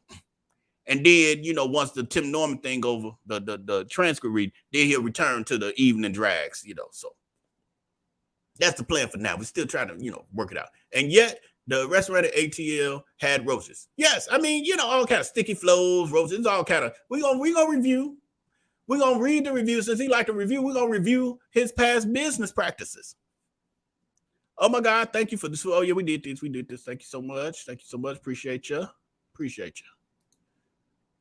Oh my gosh, he was livid. Yes, oh, that queen was livid. She was over there rolling in the floor, throwing a tantrum and typing. Hot daddy! Ah, hot daddy! Ah, F this! I hate y'all. I'm rich. Bitch. She doing all that, just roll across the floor. He couldn't fake the funk anymore. Alexa, play See your true colors shining through. I see your true colors shining through. Cause you're damage.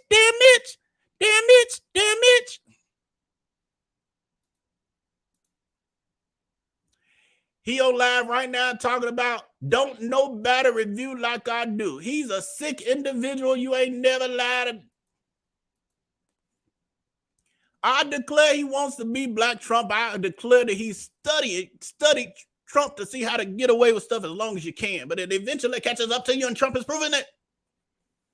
He's so rich, but always wearing dusted, dirty clothes. Yeah, cheap bastard. Okay, so with that, I thank all of you for joining us this evening. It has been a pleasure. And Vel B is saying the same thing. I'm telling them, when you already said bye to them, you ain't got to keep saying bye. They know you ain't going nowhere. They know you back and can't stay off the camera. Damn. But it's a good thing. It's a good thing. I ain't trying to make him feel no kind of ways. It's good he been back on this camera 5 days a week. You getting you humping, you doing what's right. But overdue. You've been on YouTube about going on 4 years. Finally doing what you're supposed to be doing 4 years ago. Consistency. So yeah, with that, thank you to the moderator. Thank you, Alice, bless child of God, hanging out the entire time down there in the backstage and all the front end, Trey Keisha and the Donna Hammond and whoever I miss. I'm sorry, y'all. Just you got to scroll and it's told you thousands of comments. So all the other moderators that may not be seeing may have been here earlier, and you had to take off because I've been going for 3 hours and 13 minutes. But thank you, and I think this was a good show. That there. Oh, Jesus. Oh, that's a classic. That's a classic. But anyway, I know. You see, you trying to direct. I know, but yeah, okay, I'll take it because I would have forgot this, and this is important. Vel is reminding me to remind y'all that if you want to connect with him outside of these YouTube videos, you can do it through the VIP text community, which is scrolling across the bottom of your screen. Also, pinned in the top of the chat right now is his link tree. Go there. It gives you a link to all the places you can connect with him on, including the VIP text community. Also, if you're watching the replay, it'll be pinned in the description area and the first pinned comment below as well. So with that, I'm gonna play you out with a commercial or trailer, and I see y'all next week if he let me. You know how he be acting. He's so fickle. Oh, he's so fickle. Anyway, so if he allow me, I'll be back next Friday. If he don't, I'll be back whenever he allow me to come back. But other than that, y'all have a great evening. Patrons, Vell is saying, I hear you. I heard you. Vell is saying that if y'all pay attention to the Patreon threads, and he gonna try to set up some over the weekend for y'all to connect and talk through some stuff. He need to talk to y'all about some stuff. So with that, y'all have a great evening. Thank you for this Foolishness Friday. As usual, it's a pleasure, and I can't wait till the next time I see you. And what else? The stunt queen gonna be up to next week, because you know he gonna give us some new content. I told you, we just go on to new content every week. It's like a soap opera. Y'all thought I was lying? All right, y'all. Y'all have a great night.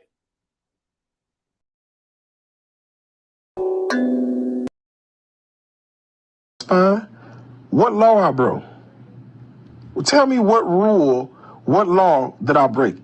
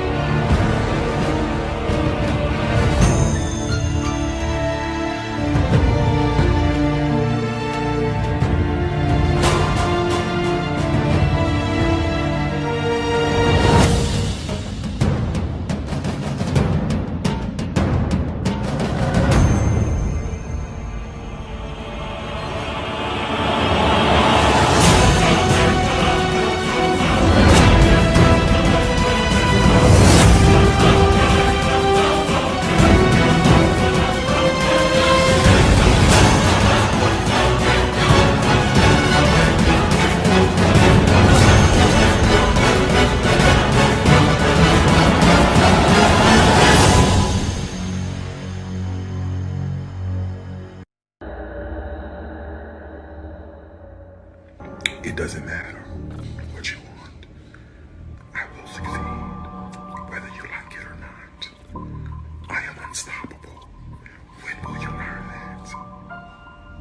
When will you learn that?